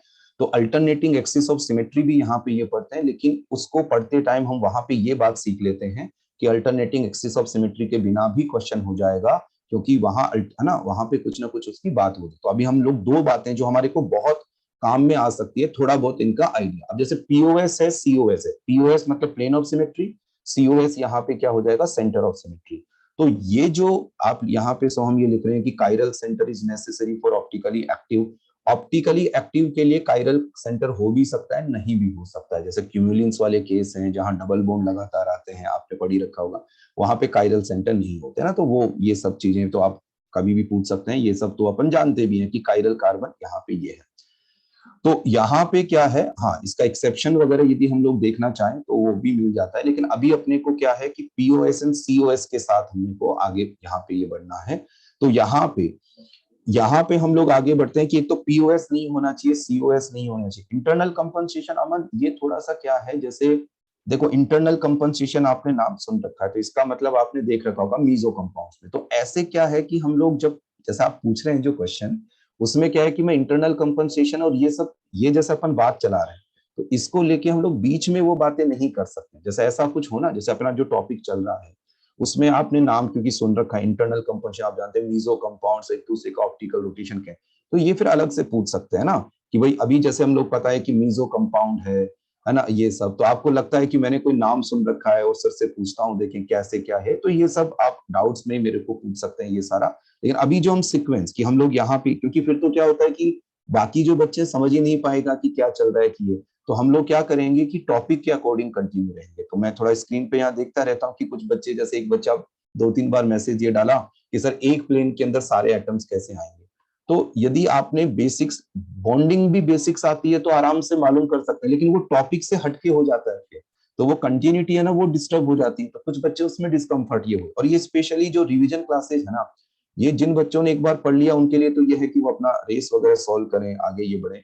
जिन बच्चों ने बिल्कुल नहीं पढ़ा उनके रिवीजन के लिए मिल गया ना, तो अपन टॉपिक के अकॉर्डिंग रहते हैं। और कोई पर्सनल डाउट है तो आप सीक्वेंस कैसे भी पूछो, उसमें कोई दिक्कत ही नहीं आप, है ना।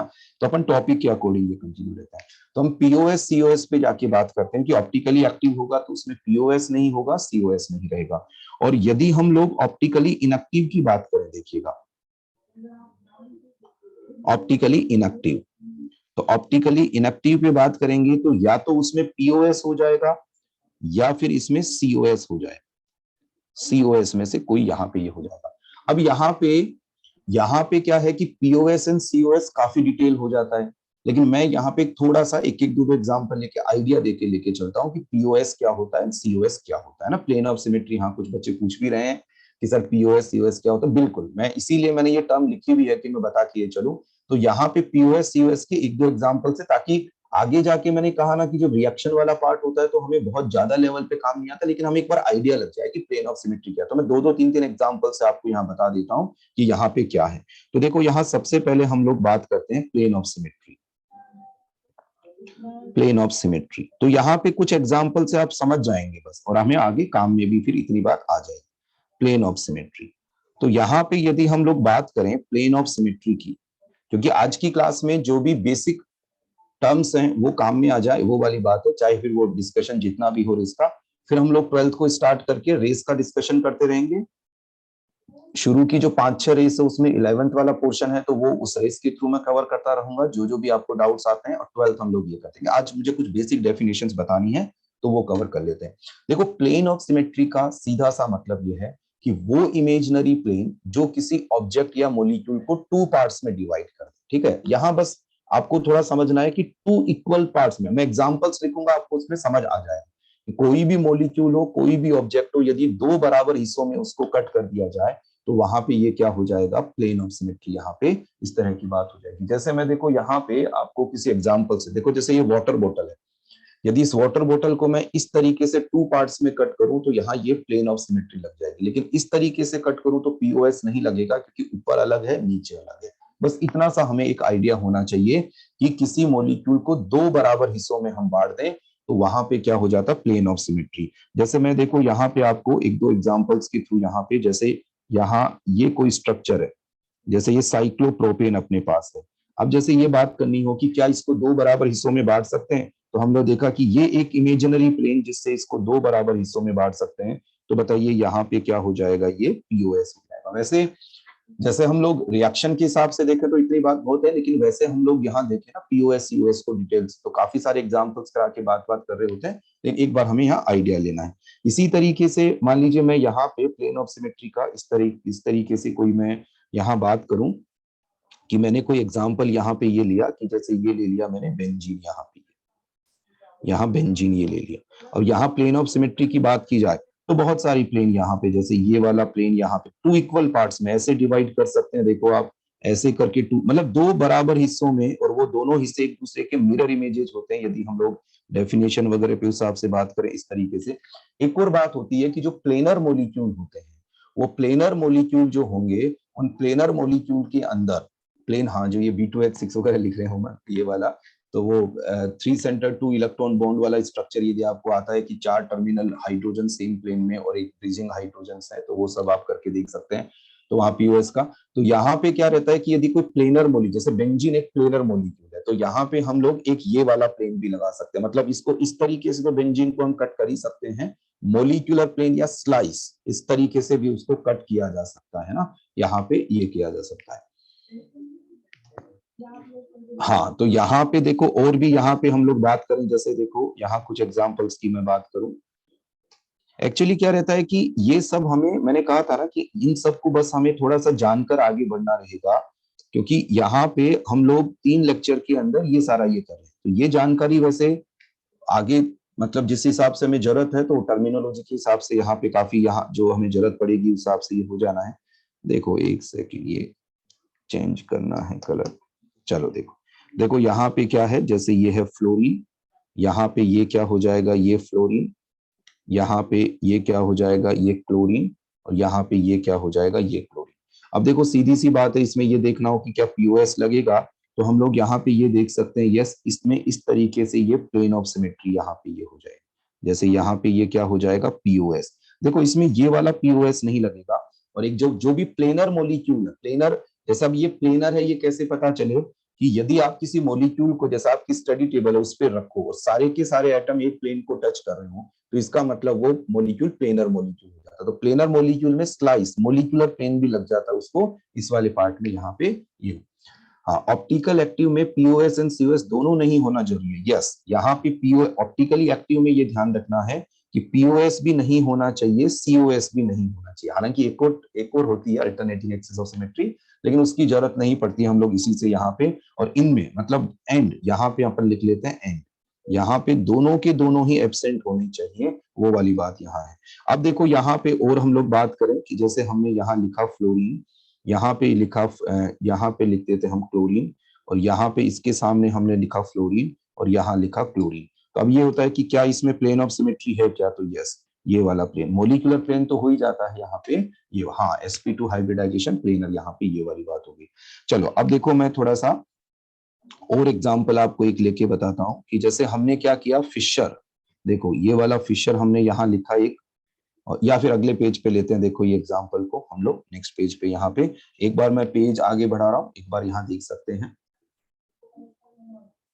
हाँ बिल्कुल यस, कि पीओएस या सीओएस में से कोई भी एक प्रेजेंट हो गया, पीओएस तो वो ऑप्टिकली इनएक्टिव हो जाएगा, है ना, ऑप्टिकली इनएक्टिव वहां पे ये हो जाएगा। चलिए तो यहाँ पे अगले पेज पे हम लोग आगे बढ़ते हैं, आप नोट फिर आप कर लीजिएगा इसमें से देख के कि यहाँ पे क्या है, या फिर मान लो कोई नहीं कर पाए तो मैं प्रीवियस पेज कर दूंगा, आप बता दीजिएगा कि जैसे यहाँ पे प्लेन ऑफ सिमेट्री में एक और बात यहाँ पे हम लोग देख लेते हैं, देखिएगा कि जैसे यहाँ हमने ये किया, यहाँ फिशर पे यदि बात करें कि जैसे यहाँ CHO आ गया, यहाँ Cl, यहाँ पे H, यहाँ H, यहाँ Cl, और यहाँ पे हम लोगों ने कर दिया, यहाँ पे जैसे यहाँ पे मैं कर दूं CH3। तो अब यहाँ पे आप देखिएगा, हम लोग इसको बिल्कुल बीच से कट नहीं कर सकते क्योंकि एक तरफ H है तो एक तरफ Cl, जैसे जो वर्टिकल यहाँ पे ये है ना, उससे बीच से बिल्कुल कट नहीं कर सकते। देखो मैं बताऊं, यहाँ से कट नहीं कर सकते क्योंकि इधर H है, इधर Cl है। तो हम लोग इसको कहाँ से कट कर सकते हैं, यहाँ से एक बार कोशिश करते हैं। तो यहाँ से कोशिश करेंगे तो भी कोशिश बेकार हो जाएगी क्योंकि ऊपर यहाँ पे क्या है, CHO ग्रुप है, और इधर यहाँ पे क्या है, CH3 ग्रुप है। तो इसके अंदर यदि हम लोग बात करें कि क्या प्लेन ऑफ सिमेट्री होगी क्या, तो आंसर हो जाएगा नहीं, प्लेन ऑफ सिमेट्री नहीं होगी। कि यहाँ पे यदि हम लोग सीधा ऐसे कट करें तो भी नहीं होगी, ऐसे कट करें तो भी यहाँ पे प्लेन ऑफ सिमेट्री नहीं होगी। तो इसका मतलब इसमें पीओएस यहाँ पे नहीं होगा। लेकिन इसी एग्जाम्पल को हम लोग इस तरह का बना दें कि यहाँ पे हम लोग CH3 रख दें, और यहाँ पे H रख दिया, यहाँ Cl रख दिया, यहाँ Cl रख दिया, यहाँ H रख दिया, यहाँ CH3 रख दिया। और अब इस वाले केस में ये देखें कि क्या यहाँ से प्लेन ऑफ सिमेट्री हो जाएगी क्या, तो आंसर हो जाएगा यस, कि यहाँ पे ये क्या हो जाएगा, पीओएस यहाँ पे ये हो जाएगा, क्योंकि यहाँ Cl के सामने Cl हो जाएगा, तो यहाँ पे ये H एंड यहाँ पे CS। क्या कह रहे हैं यहाँ पे sir, fourth example why not cut like third example, ये वाला एग्जाम कौन सा थर्ड एंड फोर्थ की बात है आप ये कर रहे हैं समझा। यहाँ पे जैसे मैं प्रीवियस पेज पे आता हूँ, ये थर्ड वाला, अच्छा आप ये कह रहे हैं इसको ऐसे क्यों नहीं कट किया, ऐसे कट इसलिए नहीं किया क्योंकि यहाँ पे इधर फ्लोरीन है और इधर यहाँ पे क्लोरीन है ना, और यहाँ पे ये फ्लोरीन, यहाँ ठीक है, यहाँ फ्लोरीन है, इसके सामने यहाँ क्लोरीन है, तो इसको ऐसे हम लोग कट नहीं कर पाएंगे, है ना, इस तरीके से ये हो जाएगा। चलिए अब देखिएगा यहाँ पे समझ में आया होगा, ये दोनों एग्जाम्पल्स क्लियर हैं, ये वाला बताइएगा, ये वाला एग्जाम्पल और ये वाला क्लियर है। मैं एग्जाम्पल पे नंबर लिख के, क्योंकि मुझे कुछ लिमिटेड एग्जाम्पल्स ही बताने हैं यहाँ पे ताकि आइडिया लग जाएगा, है ना, तो इसमें पीओएस नहीं लगेगा।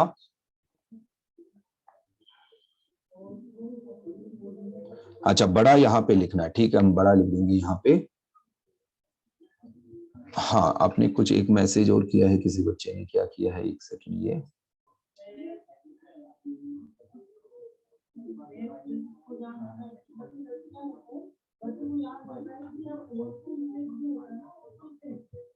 इसका पीओएस क्या है, ये पीओएस का सीधा सा मतलब है कि वो इमेजिनरी प्लेन जो किसी मॉलिक्यूल को टू पार्ट्स में इक्वल कर दे, और वो इस तरीके से टू पार्ट्स में डिवाइड करें कि वो दोनों पार्ट एक दूसरे का मिरर इमेज हो। The imaginary plane which bisect the molecule in such a way, ठीक है, हाँ चलिए, in such a way that each part of the molecule is the mirror image of the other. Rocky बोल, I didn't get, हाँ ये actually यहाँ पे cabins बने हुए हैं, यहाँ और भी क्लासेज ये चल रही हैं, तो यहाँ पे इस वजह से थोड़ा सा हो सकता है आसपास की थोड़ी साउंड्स वगैरह का हल्का फुल्का सा ये रहे, ठीक है, ठीक है। चलिए देखो यहाँ पे ये वाला पीओएस क्यों लग जाएगा, क्योंकि ऊपर मिथाइल इधर मिथाइल, हाँ, लास्ट सेकंड में रिपीट करता हूं मैं, इन दोनों को वापस से रिपीट कर देता हूं। देखो यहाँ पे ध्यान दीजिएगा, देखो यहाँ पे Cl है, यहाँ Cl आमने सामने, देखो ये बिल्कुल ये बीच से कट हो जाएगा, यहाँ H, यहाँ CH3, यहाँ CH3, तो POS लगेगा। और यहाँ पे क्या रहेगा कि हम लोग ये क्या POS लगा सकते हैं क्या? नहीं। क्यों? क्योंकि ऊपर CHO है, नीचे CH3 है, तो बीच में से यहाँ पे प्लेन नहीं लग पाएगा, ना ही ऐसा प्लेन लग पाएगा। क्यों? क्योंकि इधर H है, इधर Cl है, इस वजह से यहाँ पे POS नहीं लगेगा। ये कुछ बेसिक एग्जांपल्स हमने यहाँ पे ये देखे। अब देखो यहाँ पे एक और बात यहाँ हम देखते हैं, और वो है सेंटर ऑफ सिमेट्री, है ना, यहाँ पे सेंटर ऑफ सिमेट्री। और बाकी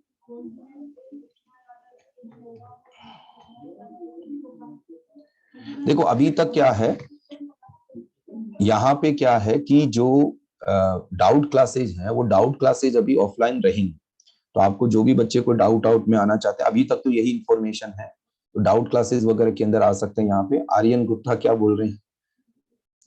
मॉलिक्यूलर पीओएस नहीं लगेगा इसमें। क्यों नहीं लगेगा यहाँ पे? क्योंकि ये प्लेनर नहीं है, tetrahedral, sp3 hybridisation, sp3 hybridisation. Aryan जो आप पूछ रहे हैं, बार बार लिख रहे हैं कि पीओएस का डेफिनेशन रिपीट कर दीजिए, तो डेफिनेशन वगैरह लिख लो, लेकिन चक्कर ये है कि हम लोग फिर उन टर्मिनोलॉजी को कवर हम लोगों को यहाँ करना है, क्योंकि डेफिनेशन आपको कहीं लिखनी नहीं है एग्जाम में, है ना, कि आपको एग्जाम में डेफिनेशन लिखनी है।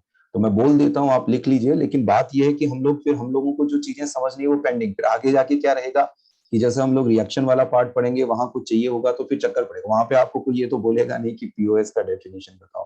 तो पीओएस का डेफिनेशन जिन बच्चों को लिखना है लिख लीजिए, लेकिन बात है कि दो पार्ट्स में कट कर दो बस मॉलिक्यूल को, वो पीओ the imaginary plane which bisect the molecule in such a way that each half part of the molecule is the mirror image of the other half part। कि मतलब किसी ऑब्जेक्ट को इस तरीके से दो पार्ट्स में डिवाइड करो कि मॉलिक्यूल का ये वाला पार्ट इस वाले पार्ट का, जो दो हिस्सों में आपने बांटा, वो एक दूसरे का मिरर इमेज। ठीक है, यहाँ पे ये चलो बहुत स्लो हो रहा है ऋतिक, ये बोल, हाँ कोई बात नहीं। अभी एक ये वाला, जैसे अगला क्लास सब बच्चों के लिए न्यू हो जाए, अगली क्लास जो है वो सब जो पुराने बच्चे हैं जिन्होंने पढ़ रखा है या नहीं पढ़ रखा है, अभी थोड़ा सा बैलेंस करके आज की क्लास को चल रहे हैं। अगली क्लास जो है सब बच्चों के लिए नई हो जाएगी, क्योंकि मेरे को यहाँ से क्या रिप्लाई सब बच्चों को थोड़ा करना होता है, तो इसलिए मुझे पता है कि जैसे कुछ बच्चों को अभी लग सकता है कि बहुत आसान, जिन्होंने ये सुन रखा है, कुछ बच्चों को अब जैसे ये होता है कि स्टीरियो आइसोमरी क्या होता है। तो आज की जो क्लास है वो एक थोड़ा बेसिक डेफिनेशन देख लेते हैं, फिर यहाँ पे रिएक्शन में क्या हम लोग हेलोजन डेरिवेटिव स्टार्ट करेंगे, तो वो वाली बात है। तो स्लो वगैरह ये सब का क्या रहता है, जैसे कुछ बच्चे बार बार कुछ ना कुछ टाइप करते रहते हैं मैसेज, है ना, जैसे अभी तो कहा ना कि कई तो टॉपिक से हटके ही मैसेज करते रहते हैं, या तो उसको थोड़ा सा कंट्रोल अपने को करना रहेगा कि थोड़ा सा अपन यहाँ पे ये। चलो अब देखो सेंटर ऑफ सिमेट्री यहाँ पे, तो इसलिए जो रिक्वायरमेंट हो, जो जरूरत हो, वही मैसेज आप लिखें, ताकि हम लोग ये, तो फिर वो आज की क्लास थोड़ा सा आप मैनेज कर लीजिए। फिर चलो सेंटर ऑफ सिमेट्री, देखो सेंटर ऑफ सिमेट्री का सीधा सा क्या मतलब है, एक दो एग्जांपल इसके लिए की बात करते हैं। Centre of symmetry highly symmetric molecule के अंदर ही होगी। अब सेंटर ऑफ सिमेट्री में देखो, मैं आपको एक एग्जांपल से यहाँ समझाता हूँ कि हमने लिखा यहाँ फ्लोरीन, यहाँ पे हमने लिखा क्लोरीन, यहाँ पे फिर लिखा ये क्लोरीन, और यहाँ पे ये लिखा फ्लोरीन। देखो सेंटर ऑफ सिमेट्री में हम क्या करते हैं, लाइन ड्रॉ करते हैं, लाइन ड्रॉ करते हैं। जैसे हमने यहाँ से, देखो समझना, इसको यहाँ समझने में ध्यान देना कि ये क्या होता है, कि यहाँ से हमने लाइन ड्रॉ किया क्लोरीन से होके, और यहाँ से ये लाइन सेंटर से पास होने के बाद में देखो किससे पास हो रही है, क्लोरीन से। ठीक है, ऐसे ही हमने इधर से कोई लाइन खींची तो फ्लोरीन से पास होने के बाद में यहाँ पे फ्लोरीन से ही यहाँ पे ये जा रहा है। ऐसे यहाँ से कोई लाइन खींचेंगे कार्बन से जाने के बाद में ये लाइन कार्बन से ही जा रही है। तो इस तरीके का मॉलिक्यूल जिसमें हम लाइंस को ड्रॉ करें, और यहां से जैसे लाइन क्लोरीन से होके गई और सेंटर से जाने के बाद में भी उसी सिमिलर एटम से होके जाए। जैसे देखो यहाँ ये लाइन किससे गुजरी, फ्लोरीन से, और सेंटर से जाने के बाद में भी फ्लोरीन से ही होके गुजरे। तो अच्छा ये देखो यहाँ पे, मतलब आप कितनी भी लाइन खींचो, हर लाइन इस बात को फॉलो कर रही हो कि वो सेंटर से पास होने से पहले या किसी मॉलिक्यूल से पास होने से पहले जिस तरह के एटम्स से वो होके गुजरती है, सेंटर से जाने के बाद में भी उसी तरह के एटम से होके गुजरे, या मान लो किसी बॉन्ड से होके गुजर रही है तो उसी बॉन्ड से ही होके वो गुजरनी चाहिए। तो इस तरीके से यहाँ पे हम लोग बोलेंगे कि इसके अंदर यहाँ पे क्या प्रेजेंट है, सेंटर ऑफ सिमेट्री यहाँ प्रेजेंट है।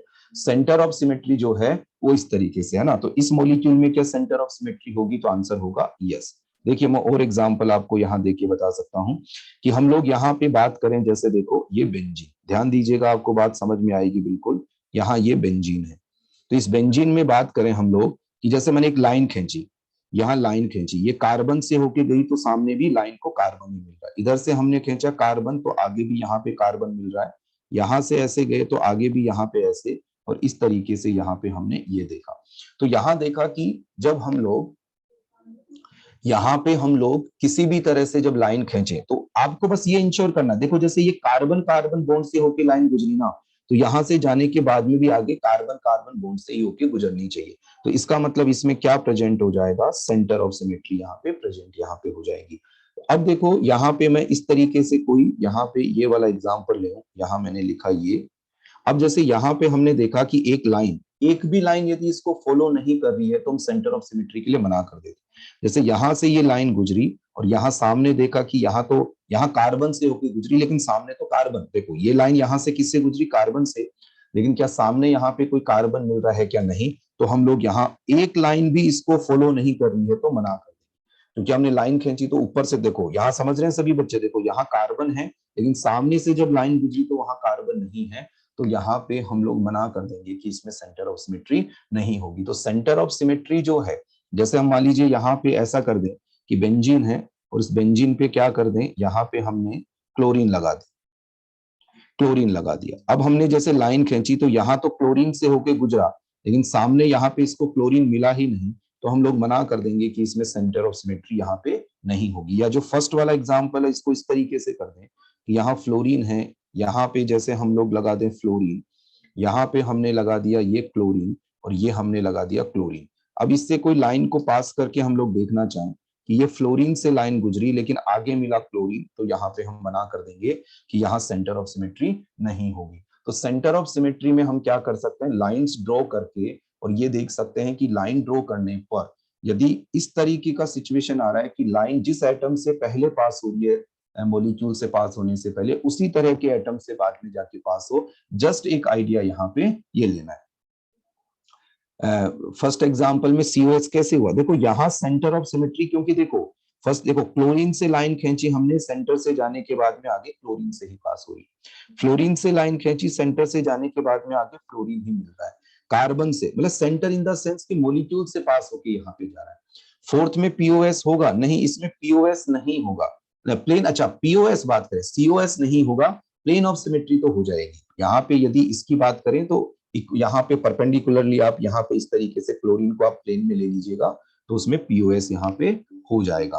अब देखो एक बात यहाँ पे ये ध्यान रखिएगा कि मतलब यहाँ कुल मिला के इस तरीके के कुछ, जैसे इनमें क्या करते हैं जब हम लोग अभी जैसे मैंने कहा ना कि बेसिक आइडिया ही क्लियर है, बाकी तो POS COS भी काफी बड़ा आपको पता है पार्ट है जिसमें कि कई क्वेश्चन, वो क्वेश्चन कॉन्सेप्ट सेम है, कॉन्सेप्ट यही है जो मैंने बताया, बस वो एग्जांपल्स वगैरह उस हिसाब से कर लेते हैं कि किसी टॉपिक को कितने लेक्चर में करना है, ज्यादा लेक्चर में करना है तो ज्यादा ही एग्जांपल ले लिया। चलो तो मैंने देखो आपको एनेंटियोमर बताया, डाइस्टीरियोमर बताया, ऑप्टिकल आइसोमर्स बता के ये बताया, POS COS क्या है उनका एक बेसिक आइडिया दिया। एक दो टर्मिनोलॉजी और देखते हैं हम लोग जो हमें यहाँ पे काम में आए। तो हम लोग नेक्स्ट यहाँ पे आगे बढ़ रहे हैं। हाँ फर्स्ट एग्जाम्पल में POS हो जाएगा, रोकी आज यहाँ फिफ्थ वाला रिपीट करना है। फिफ्थ वाले में देखो यहाँ पे है फ्लोरीन, यहाँ है फ्लोरीन, और जब यहां से लाइन खींची तो यहाँ पे आ गया क्लोरीन। तो यहाँ पे जब हमने लाइन यहाँ खींची फ्लोरीन के बाद में सीधा यहाँ क्लोरीन मिल रहा है, तो एक्चुअली जिस एटम से सेंटर से पास होने से पहले लाइन गुजरे बाद में भी उसी तरह के एटम से गुजरनी चाहिए, तब उसमें सेंटर ऑफ सिमेट्री होगी। यहाँ पे इसमें नहीं हो पाएगी क्योंकि इधर से फ्लोरीन तो इधर क्लोरीन यहाँ पे है। तो इसमें और कोई डाउट हो इस एग्जाम्पल में तो पूछ सकते हैं, और कोई बात हो यहाँ पे तो पूछा जा सकता है। चलो ठीक है क्लियर, तो यहाँ पे हम लोग आगे बढ़ते हैं। अब देखो यहाँ पे नेक्स्ट हम लोग टॉपिक जो हम लोग एक कवर करेंगे वो है meso compound. Meso compound, meso compound देखो क्या होगा,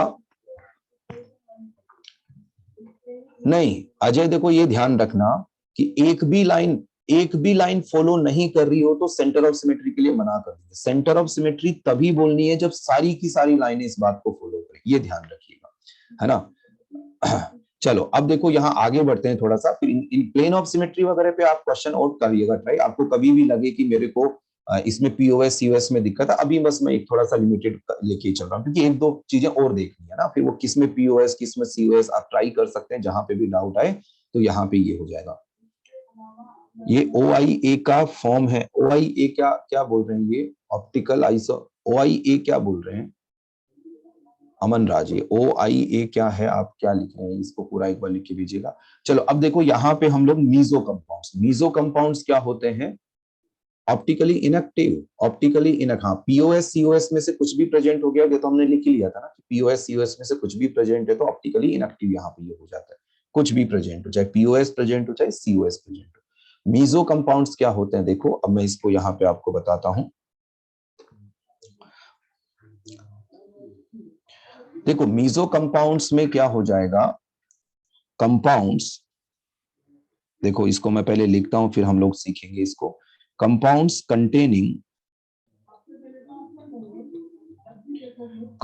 कंटेनिंग टू और more chiral centers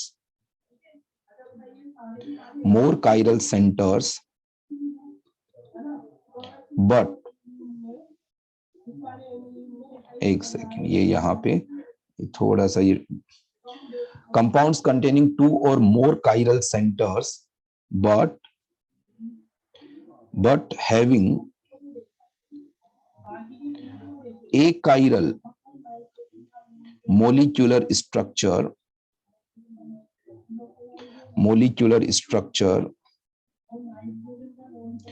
due to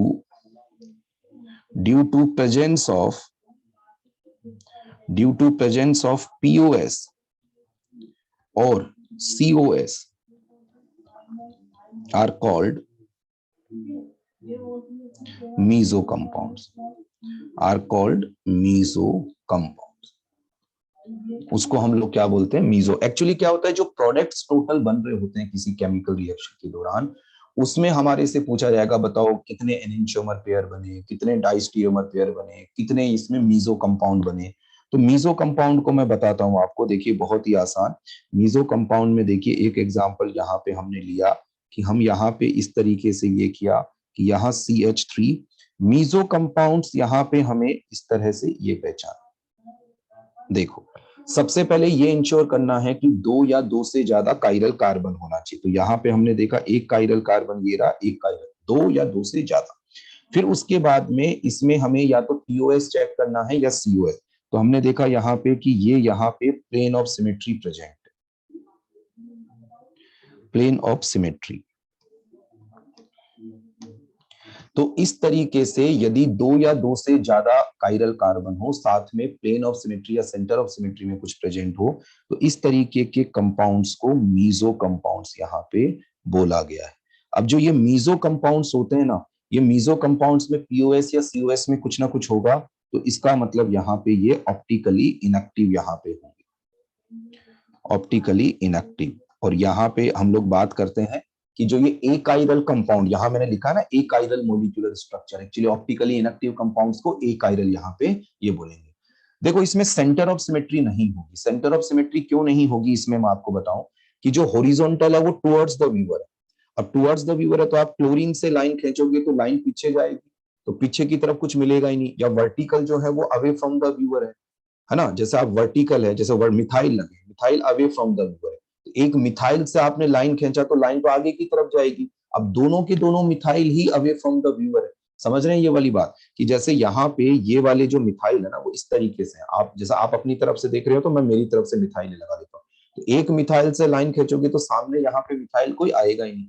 तो इसमें फिशर में सेंटर ऑफ सिमेट्री वाली बात यहाँ पे नहीं होगी, क्योंकि horizontal group towards the viewer होते हैं and vertical away from the viewer होते हैं, तो अवे फ्रॉम द व्यूअर से लाइन खींचोगे तो सामने कोई यहाँ मिल ही नहीं रहा होगा। मीजो कंपाउंड, हाँ फिशर जो होगा उसमें कभी भी यहाँ नहीं। तो यहाँ देखो मैं इसको रिपीट कर देता हूं कि इसमें दो काइरल कार्बन है लेकिन साथ में प्लेन ऑफ सिमेट्री है, इस वजह से मीजो कंपाउंड मतलब वही ऑप्टिकली इनएक्टिव, लेकिन एक स्पेसिफिक तरीके से कैटेगराइज कर दिया कि दो या दो से ज्यादा काइरल कार्बन हो, साथ में उसमें पीओएस या फिर सीओएस में से कुछ भी हो, तो वो ऑप्टिकली वो मीजो कंपाउंड्स होते हैं, ऑप्टिकली इनएक्टिव। अब मीजो कंपाउंड्स में ही वो सारी बातें आती हैं कि जो हम लोग बात करते हैं इंटरनल कंपनसेशन और ये वो। तो यहाँ पे अब आपको क्लियर हुआ कि 2 या 2 से ज्यादा कायरल सेंटर्स हों और साथ में उसके अंदर पीओएस या सीओएस में से कुछ प्रेजेंट हो, तो यहाँ पे उसको हम लोग क्या बोल देते हैं, मीजो कंपाउंड। देखिए मीजो कंपाउंड्स का मैं और एग्जांपल यहाँ लेता हूँ, मैं आगे पेज पे बढ़ता हूँ। एक बार यहाँ तक लिखिएगा आप, यहाँ तक आप लिखो, मैं और एग्जांपल्स लेके यहाँ पे। एकाइरल क्या होता है, एकाइरल काइरल ये भी हम लोग आगे बात कर लेंगे। एकाइरल ये होता है जो मतलब जिसमें ऑप्टिकली इनएक्टिव कंपाउंड्स आर एकाइरल। अभी ऐसे ध्यान रखो, बाकी हम लोग बात करते हैं जो मिरर इमेज पे सुपर इम्पोज हो जाए उसको एकाइरल बोलते हैं। तो यहाँ पे हम लोग क्या कर देते हैं, यहाँ पे एकाइरल जो होगा वो क्या हो जाएगा, जो मिरर इमेज पे सुपर। लेकिन एकाइरल को ऐसे ध्यान रखो, ऑप्टिकली इनएक्टिव को एकाइरल बोल रहे हैं अभी के। बाकी वो एकाइरल काइरल हम लोग जो मिरर इमेज पे सुपर इम्पोज हो जाए वो एकाइरल, जो नहीं हो वो काइरल, इस तरह से ये। चलो तो अभी देखो यहाँ पे हम लोग आगे बढ़ते हैं। यहाँ पे आगे बढ़े तो इसमें एग्जाम्पल जैसे, और यहाँ पे एग्जाम्पल की हम लोग बात करें तो जैसे मैं आपसे ये पूछूं कि यहाँ पे ये CH3, यहाँ पे ये CH3, और यहाँ पे ये पूछा जाए कि क्या ये मीजो कंपाउंड है क्या, तो बच्चों बताओ क्या आंसर इसमें देना चाहेंगे कि क्या ये मीजो कंपाउंड है क्या, क्या ये मीजो कंपाउंड है क्या? तो क्या आंसर देना चाहोगे? तो इसमें देखा हमने कि ये काइरल कार्बन है, ये काइरल कार्बन है, और यहाँ पे इसमें क्या प्रेजेंट हो गया, पीओएस, यहाँ प्लेन ऑफ सिमेट्री। तो बताओ ये कैसा हो जाएगा, मीजो कंपाउंड है ना, मीजो कंपाउंड यहाँ पे ये हो जाएगा, क्योंकि काइरल कार्बन है। इस तरह के काइरल कार्बन का एग्जांपल मैंने आपको क्लास के अंदर करवाई रखा है कि क्या होता है क्या नहीं। अच्छा, इसी तरह से देखिएगा यहाँ पे, जैसे हम लोग इस तरह का एग्जांपल यहाँ देख लें, यहाँ CH3, यहाँ पे ये CH3, और इसके अंदर क्या हो जाएगा कि यहाँ पे हम लोग, यहाँ पे इस तरीके से ये, यहाँ पे देखो, यहाँ काइरल कार्बन है, ये काइरल कार्बन है, ये काइरल कार्बन है, यहाँ हमने देखा कि यहाँ पीओएस यहाँ पे ये हो गया, तो ये कैसा हो जाएगा, मीजो कंपाउंड यहाँ पे ये हो जाएगा, है ना। इस तरीके से हम लोग यहाँ पे बोल सकते हैं। अब जैसे मान लीजिए आपको यहाँ पे ये स्ट्रक्चर दे दिया है, यहाँ CH3,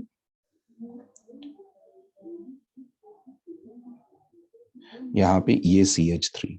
चलो एक बार इसको आप लोग चेक करो, एक बार इसका आंसर आप मेरे को दीजिएगा कि ये मीजो कंपाउंड यहाँ पे होगा या नहीं होगा, इस पे आप मुझे आंसर बताइए।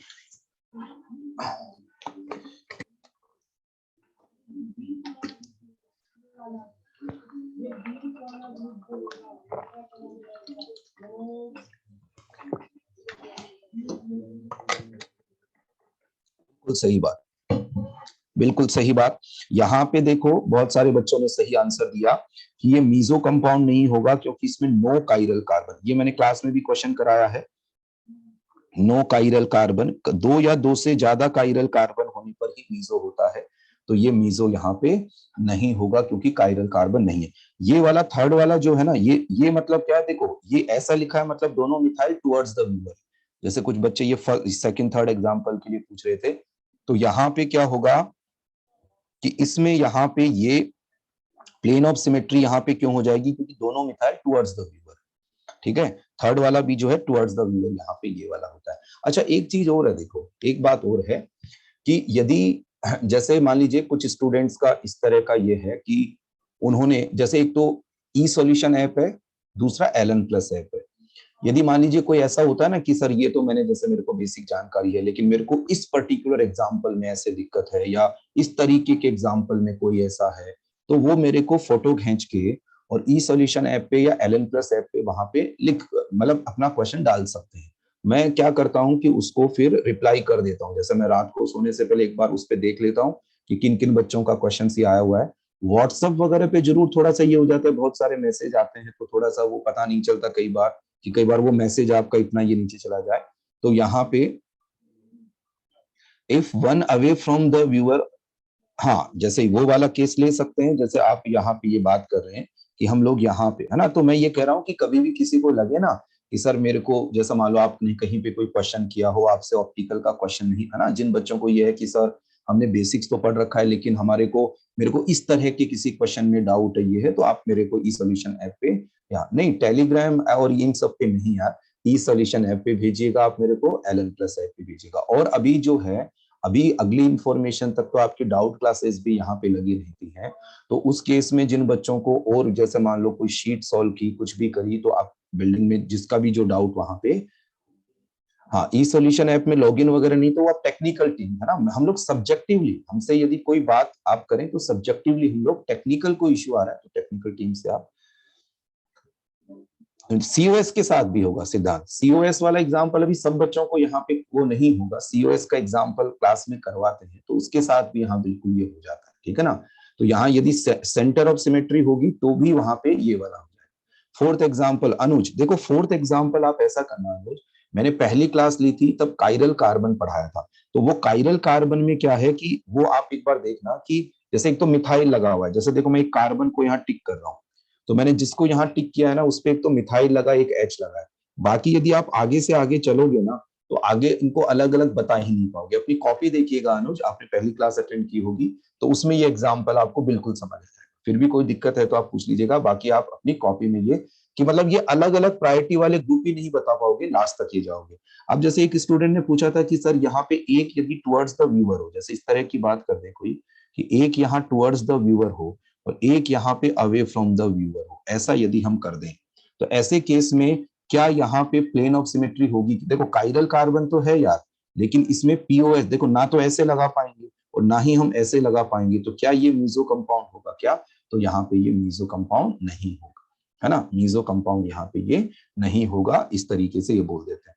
चलो अब एक काम करते हैं, पहले बात तो इन पांचों एग्जाम्पल में कोई डाउट हो किसी भी स्टूडेंट, ये प्लेनर नहीं है, बिल्कुल यार इन प्लेनर नहीं है, क्योंकि यहाँ sp3 हाइब्रिडाइजेशन, आप सोचिए प्लेनर तो तब हो जाता जब sp2 हाइब्रिडाइजेशन आ रहा होता, तो सेम प्लेन में आ रहा होता, ये sp3 हाइब्रिडाइज है, इसलिए यहाँ पे ये प्लेनर नहीं है। चलिए ठीक है, अब देखो एक बात और मैं पढ़ा देता हूँ, फिर उसके बाद अगली क्लास से एक तो हम लोग डिस्कशन रखेंगे एक एक रेस का, और 12th वाला पार्ट, और मैं फिर ये इंश्योर कर रहा हूँ कि ये जो भी बातें आती जाएंगी मैं आपको बताता जाऊंगा। और एक बात फिर से मैं रिपीट कर रहा हूँ कि जिन बच्चों को ने पढ़ रखा है उनको पर्सनली कोई भी डाउट्स उस तरह से, कोई भी स्ट्रक्चर, कोई भी कि ये कैसे क्या, आप पूछिएगा मेरे से, मैं आप सबको रिप्लाई। 5th वाले में पीओएस नहीं लगेगा, ये संयम देखिएगा, ये क्यों नहीं लगेगा, क्योंकि आप ऐसे पीओएस लगाओगे तो एक तो टुवर्ड्स द व्यूअर है मिथाइल और एक अवे फ्रॉम द व्यूअर है, आप ऐसे पीओएस लगाओगे तो ऐसे भी पीओएस नहीं लगेगा, है ना। चलिए अब मैं आगे बढ़ता हूं, एक मुझे एक टर्म और समझानी है लास्ट, और यहाँ पे, हाँ एक यहाँ पे हम लोग बात कर लेते हैं, देखिएगा यहाँ पे हम लोग बात कर लेते हैं एक या दो, हाँ चलो इसकी मैं पहले बात कर लेता हूँ, रेसेमिक मिक्सचर, ये भी अपने को टर्म काम में आएगी भैया। आज की क्लास में मैंने टर्मिनोलॉजी ये कवर की है, रेसेमिक मिक्सचर। रेसेमिक मिक्सचर, देखो रेसेमिक मिक्सचर में एक बात समझना यार, जैसे मेरे पास एक यहाँ पे इस तरीके का मैं कोई कंपाउंड ले लेता हूं कि यहाँ पे ये ले लिया मैंने, यहाँ ये ले, एक बेसिक एग्जांपल है जिसको हम लोग बार बार यहाँ पे ये देखा, और मैंने क्या किया, इसका एनेंशियोमर ले लिया, यहाँ पे ये एनेंशियोमर ले लिया, ये आपस में एनेंशियोमर्स हैं। अब इन एनेंशियोमर्स में क्या होता है यार, इसमें किसी एक का आर कॉन्फ़िगरेशन तो किसी का एस। अब एनेंशियोमर्स की एक खास बात होती है, क्या खास बात होती है कि इन एनेंशियोमर्स में देखो एक बात ध्यान रखना है यार, कि जो dextro rotatory and laevo rotatory है, कि प्लेन पोलराइज लाइट को जब पास करें हम लोग पोलरिमीटर ट्यूब से, तो लाइट का प्लेन चेंज हो रहा है, तो dextro rotatory laevo rotatory experimentally हम लोग बताते हैं। तो यहाँ पे क्या है कि एनेंशियोमर्स में एक खास बात होती है, क्या कि यदि इनमें से कोई एक, ध्यान से सुनना बच्चों, कि इनमें से कोई एक डेक्स्ट्रो रोटेटरी है, अब ये डेक्स्ट्रो रोटेटरी हमने डिसाइड नहीं किया, मैंने आपको बताया कि सपोज ये डेक्स्ट्रो रोटेटरी है, तो उसका जो मिरर इमेज होगा वो हमेशा लीवो अपोजिट वाला होगा। कि एनेंशियोमर्स क्या होते हैं, कि जो लाइट है ना, लाइट, कि यहाँ पे एनेंशियोमर्स की एक खास बात होती है, क्या कि एनेंशियोमर्स क्या करते हैं, कि फिजिकल प्रॉपर्टीज तो सेम होती है, जैसे बॉइलिंग पॉइंट, मेल्टिंग पॉइंट, ये सारा, जैसे मैं यहाँ पे आपको ऐसे लिख के बता सकता हूँ इन एनेंशियोमर्स में, देखो कि इन एनेंशियोमर्स में हम लोग बात करें जैसे बॉइलिंग पॉइंट की, तो बॉइलिंग पॉइंट यदि इसका x डिग्री सेल्सियस है तो इसका भी x degree Celsius, melting point मान लीजिए इसका y डिग्री सेल्सियस है तो इसका भी y, मतलब इन दोनों का आपस में, यदि मैं यहाँ पे डेंसिटी की बात करूं तो डेंसिटी के अंदर जैसे मैं किसी से रिप्रेजेंट करूं, जैसे डब्ल्यू, डब्ल्यू मतलब एक रिप्रेजेंटेशन है डेंसिटी का, तो डेंसिटी भी दोनों की सेम होती है। सॉल्युबिलिटी की मैं बात करूं, सॉल्युबिलिटी इसकी जैसे जेड है तो इसकी भी जेड यहाँ पे, मतलब ये सब क्या होता है, सेम होता है एनेंशियोमर्स के लिए। अंतर क्या होगा, अंतर होगा optical rotation. Optical rotation, optical rotation में क्या अंतर हो जाता है, दो चीजें हो जाती, एक तो हो जाता है मैग्नीट्यूड और एक हो जाती है डायरेक्शन। आप देखिए मैग्नीट्यूड मतलब क्या, कि यदि प्लेन पोलराइज लाइट के अंदर, मतलब अभी हम लोग बात करें कि पोलरोमीटर ट्यूब के अंदर एक को इसमें रखा और लाइट को पास किया, तो एक लाइट को क्लॉकवाइज रोटेट करेगा, मान लीजिए 20 डिग्री से, तो उसका एनेंशियोमर 20 डिग्री से ही एंटी क्लॉकवाइज डायरेक्शन में रोटेट करेगा। तो हम लोग ये बोल देंगे कि मैग्नीट्यूड तो यहाँ पे सेम होता है, मैग्नीट्यूड तो यहाँ सेम होता है, जो डायरेक्शन जो होती है वो यहाँ पे क्या हो जाती है, अपोजिट हो जाती है। मतलब मैग्नीट्यूड तो होगा सेम कि 20 डिग्री से रोटेट कर रहा है एक, तो दूसरा भी 20 डिग्री से रोटेट करेगा, लेकिन एक क्लॉकवाइज तो दूसरा एंटी क्लॉकवाइज। ये तो एनेंशियोमर्स के बारे में मैंने आपको एक बात बताई। अब देखना यार बच्चों, ये ध्यान देना, इधर सभी स्टूडेंट ध्यान देंगे कि मैंने ये वाले जो यहाँ दोनों जो ये लिखे हैं एनेंशियोमर्स में, उसमें एक को लिया इस वाले कंटेनर, एक को लिया मैंने इस कंटेनर में, और ये यहाँ पे जैसे डेक्स्ट्रो रोटेटरी, ये मिक्स, ये जो ये वाला ये डेक्स्ट्रो रोटेटरी वाला है, और एक लिया मैंने इसका एनेंशियोमर, वो है लीवो रोटेटरी। देखना ये जो दोनों एनेंशियोमर्स हैं उनको मैंने अलग अलग कंटेनर में ऐसे लिया।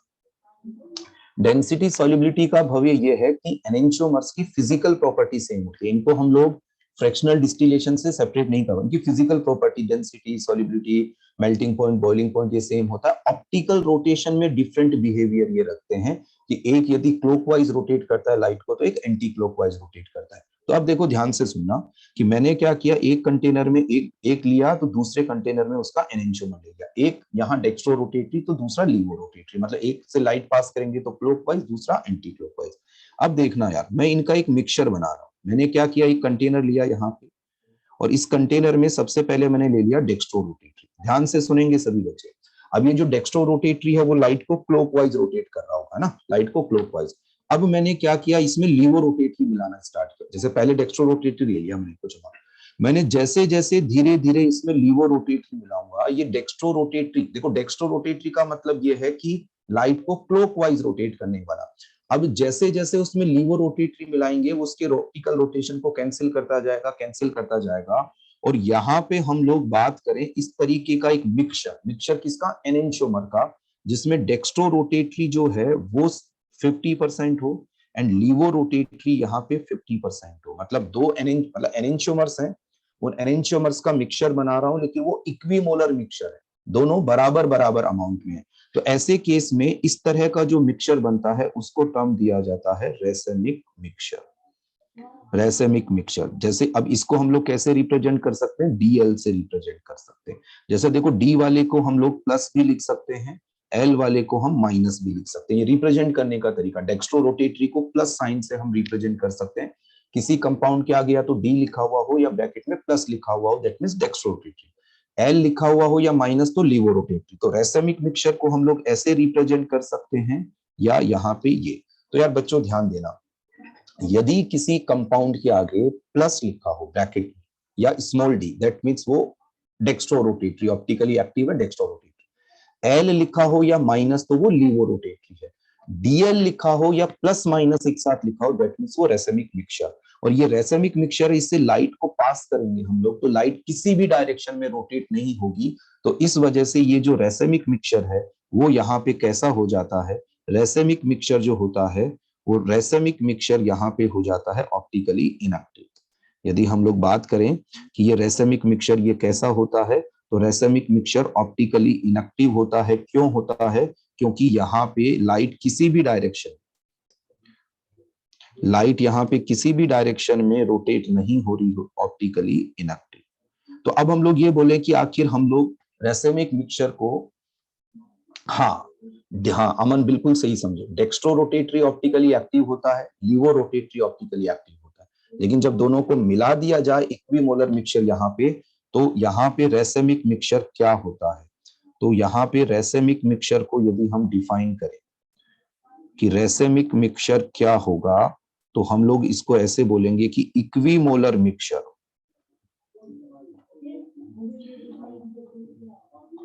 Equimolar mixture of enantiomers, equimolar mixture of enantiomers. हाँ, जो DNL का जो मिक्सचर है वो एक दूसरे के ऑप्टिकल रोटेशन को कैंसिल कर देगा जब वो बराबर अमाउंट में मिला हुआ हो, लाइट किसी भी डायरेक्शन में रोटेट नहीं होगी। जैसे इसका भी यूज आगे आएगा कि किसी रिएक्शन के दौरान पूछा जाएगा कि मैं आपसे बात करूंगा, बताओ रेसेमिक मिक्सचर बना कि नहीं, तो हम लोग ये देख लेंगे कि जो एनेंशियोमर बन रहे हैं, पहले तो आपको चेक करना पड़ेगा जो प्रोडक्ट बने वो एनेंशियोमर बना कि नहीं। एनेंशियोमर नहीं बना तो आप मना कर देंगे कि नहीं सर रेसेमिक मिक्सचर तो बनेगा ही नहीं, क्योंकि उसके लिए एनेंशियोमर्स बनना जरूरी है। दूसरा, आप ये चेक करोगे उस रिएक्शन के दौरान कि दोनों बराबर बराबर अमाउंट में बने कि नहीं। बराबर बराबर अमाउंट में बनने पर 100% रेसिमाइजेशन होता है, ठीक है ना। तो उस पे हम लोग यहाँ पे, और आप चिंता नहीं करो, वहां पे भी आएगा तो ऐसे नहीं आपकी वैसा रिकॉल नहीं हुआ तो मैं हूं ना आपको यहाँ पे, मैं पढ़ाई बिल्कुल ग्राउंड लेवल पे, बिल्कुल जीरो लेवल पे जाके यहाँ पे मैं इसीलिए पढ़ा रहा हूँ कि मैं सब बच्चों को साथ लेके चल सकूं। इसलिए मैं थोड़ा सा ये बात भी माइंड नहीं कर रहा हूँ अभी कि कुछ बच्चों ने जैसे ये पढ़ रखा होगा तो उनको बेसिक लग रहा होगा, क्योंकि जस्ट आज के लेक्चर की बात है। तो इसलिए क्योंकि मुझे एक बार सब बच्चों का मैं लेवल मैं देखना आने वाले दिनों में सारे बच्चों का जो है ना, सारे, क्योंकि अब अगली क्लास से सारे के सारे एक तरह से सब बच्चों के लिए नया ये होगा, हम मिलकर पूरा का पूरा चीजों को फेस करेंगे। विद इन 11th वाली जो चीजें होंगी ना, उनको भी हम लोग अभी जैसे हम लोग ऑनलाइन मीडियम के थ्रू जितना हो सकता है, बाद में जिसको मैंने आपको कही रखा था कि आपकी पहली क्लास होगी तो मैं पहले, लास्ट क्लास होगी तो रुके, लेकिन बस आप हिम्मत रखिएगा। बाकी यहाँ पे ये, अच्छा अब देखो मैं एक बात यहाँ, रेसेमिक मिक्सचर क्लियर है क्या, एनिंच मतलब इक्विमोलर मिक्सचर ऑफ एनिंशियोमर्स क्या हो जाता है बताओ, रेसेमिक मिक्सचर। बोलो यार बच्चों क्लियर हुआ क्या, यस नो बोलिएगा, ताकि अब आपका रिस्पॉन्स जो है मेरे को ऑनलाइन के थ्रू यहाँ पे ये हो जाएगा। अब एक और बात, चलिए वेरी गुड है ना, एक और बात यहाँ पे हम लोग कर लेते हैं, फिर क्लास मेरी अगली क्लास यहाँ पे ये हो जाएगी। और एक और बात जो हम लोग यहाँ कर रहे हैं वो है, एक टर्म और है वो, और हम लोग यहाँ बात कर लेते हैं, erythro and threo.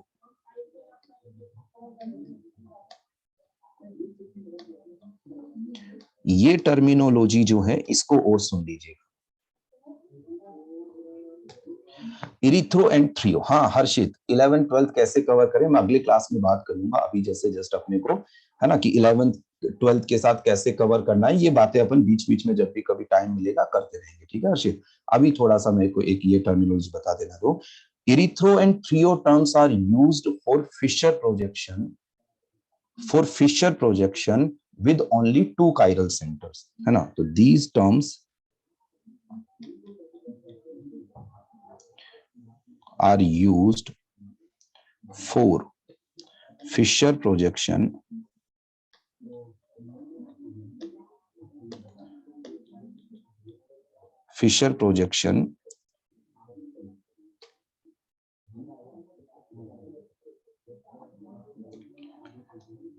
with two chiral centers only.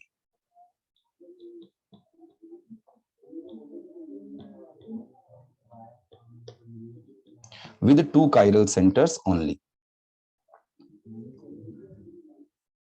Optical का ऊपर क्या राइटिंग की है, इरिथ्रो एंड थ्रियो, यहाँ पे ऑप्टिकल का,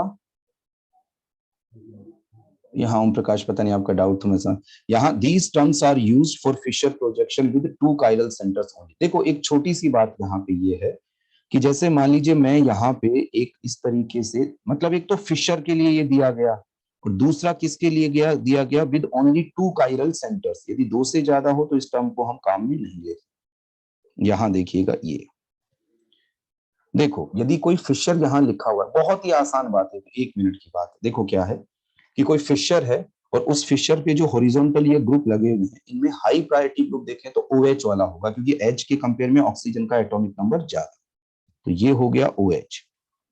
और यहाँ पे भी देखो इन दोनों में हाई प्रायोरिटी ग्रुप, क्योंकि ऑक्सीजन का एटॉमिक नंबर यहाँ इस वाले H से ज्यादा।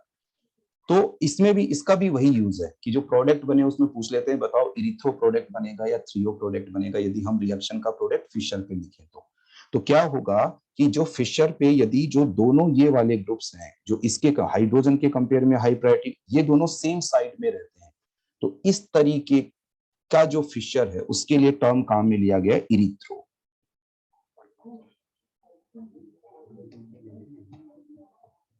इरिथ्रो, इरिथ्रो मतलब सिमिलर, इन सिमिलर साइड, जो यहाँ पे OH OH ग्रुप्स हैं वो सेम साइड में हो या high priority group same side में, इरिथ्रो। ये भी अब ये होता है ना इरिथ्रोथ्रियोसर क्यों देते हैं, ताकि ये पूछा जा सके, ये वैसे तो कार्बोहाइड्रेट्स वगैरह के लिए इन सब के लिए दिया गया था, लेकिन रिएक्शंस वगैरह में काम में ये इसलिए पूछा जाता है कि क्या स्टूडेंट ने सही प्रोडक्ट बनाया है कि नहीं बोला, है ना। हाँ, NH2 भी हो सकता है, OH वगैरह यहाँ सब। अब देखो यहाँ पे क्या है कि एक यहाँ पे और देखो, जैसे यहाँ कोई भी फिशर पे कोई भी इस तरीके से हो, देखो यहाँ पे क्या किया हमने CHO, यहाँ लगाया OH, यहाँ लगाया OH, और उसके बाद में यहाँ पे हमने H किया, यहाँ H, और यहाँ पे कर दिया हमने CH2OH। और अब देखेंगे हम लोग, यहाँ पे हमने देखा कि ये OH इधर एंड OH यहाँ पे इधर अपोजिट साइड में। तो अब जब ये अपोजिट साइड में है तो इसके लिए टर्म काम में लेते हैं हम लोग क्या, 3U यहाँ पे काम में लेते हैं, है ना। तो इस तरीके से यहाँ पे इरिथ्रो, बहुत ही आसान हो गया यार, इरिथ्रोथ्रियो तो बहुत ही आसान यहाँ पे ये करके ये हो गया। तो यहाँ पे इस वाली टर्मिनोलॉजी को हम लोग काम में ले रहे होते हैं। तो आज की क्लास में एनेंटियोमर, डाइस्टीरियोमर्स, ऑप्टिकल आइसोमर्स में डेक्स्ट्रोरोटेटरी, है ना। नहीं, इसमें सम्यक और एग्जांपल्स में ले लेंगे, जब भी मैंने कहा ना ये टर्मिनोलॉजी तो काम में आती रहेगी, है ना। 2 से ज्यादा कायरल सेंटर्स में इरिथ्रोथ्रियो नहीं होता। आप सोचिए इसमें एग्जांपल्स आप जो भी लोगे, सेम साइड में इरिथ्रो, अपोजिट साइड में, सेम साइड में इरिथ्रो, अपोजिट साइड में 3U, तो एग्जांपल्स में जो भी लोगे तो बस ये देख देख के ही लेने हैं। तो जब ये सारी चीजें इतनी काम में आएगी, OH की हाई प्रायोरिटी जैसे कि H एंड OH में हाइड्रोजन का एटॉमिक नंबर 1 और OH में ऑक्सीजन से जुड़ा हुआ है तो उसका एटॉमिक नंबर जाए। चलो अब मैं, क्लास का टाइमिंग हो गया है, मैं आप लोगों के क्वेश्चंस अगले टर्न पे फिर और लेता हूँ। अगले टर्न पे हम रेस नंबर 1 पहले डिस्कस कर लेंगे और फिर उसके बाद में हम लोग आगे स्टार्ट यहाँ पे करेंगे, ठीक है। हाँ, होमवर्क रेस नंबर 1 ही अभी रखिएगा, ठीक है। चलो, और मैं फिर आपसे बात करता रहूंगा, अभी मैं क्लास एंड का यहाँ पे ये करता हूँ, फिर अपन मिलते हैं सारे, है ना। ठीक है बेटा, चलो मिलते हैं फिर, चलिए गुड। हाँ, ये आपको मिल जाएगा, इसमें इसमें ये आ जाएगा इसमें, है ना।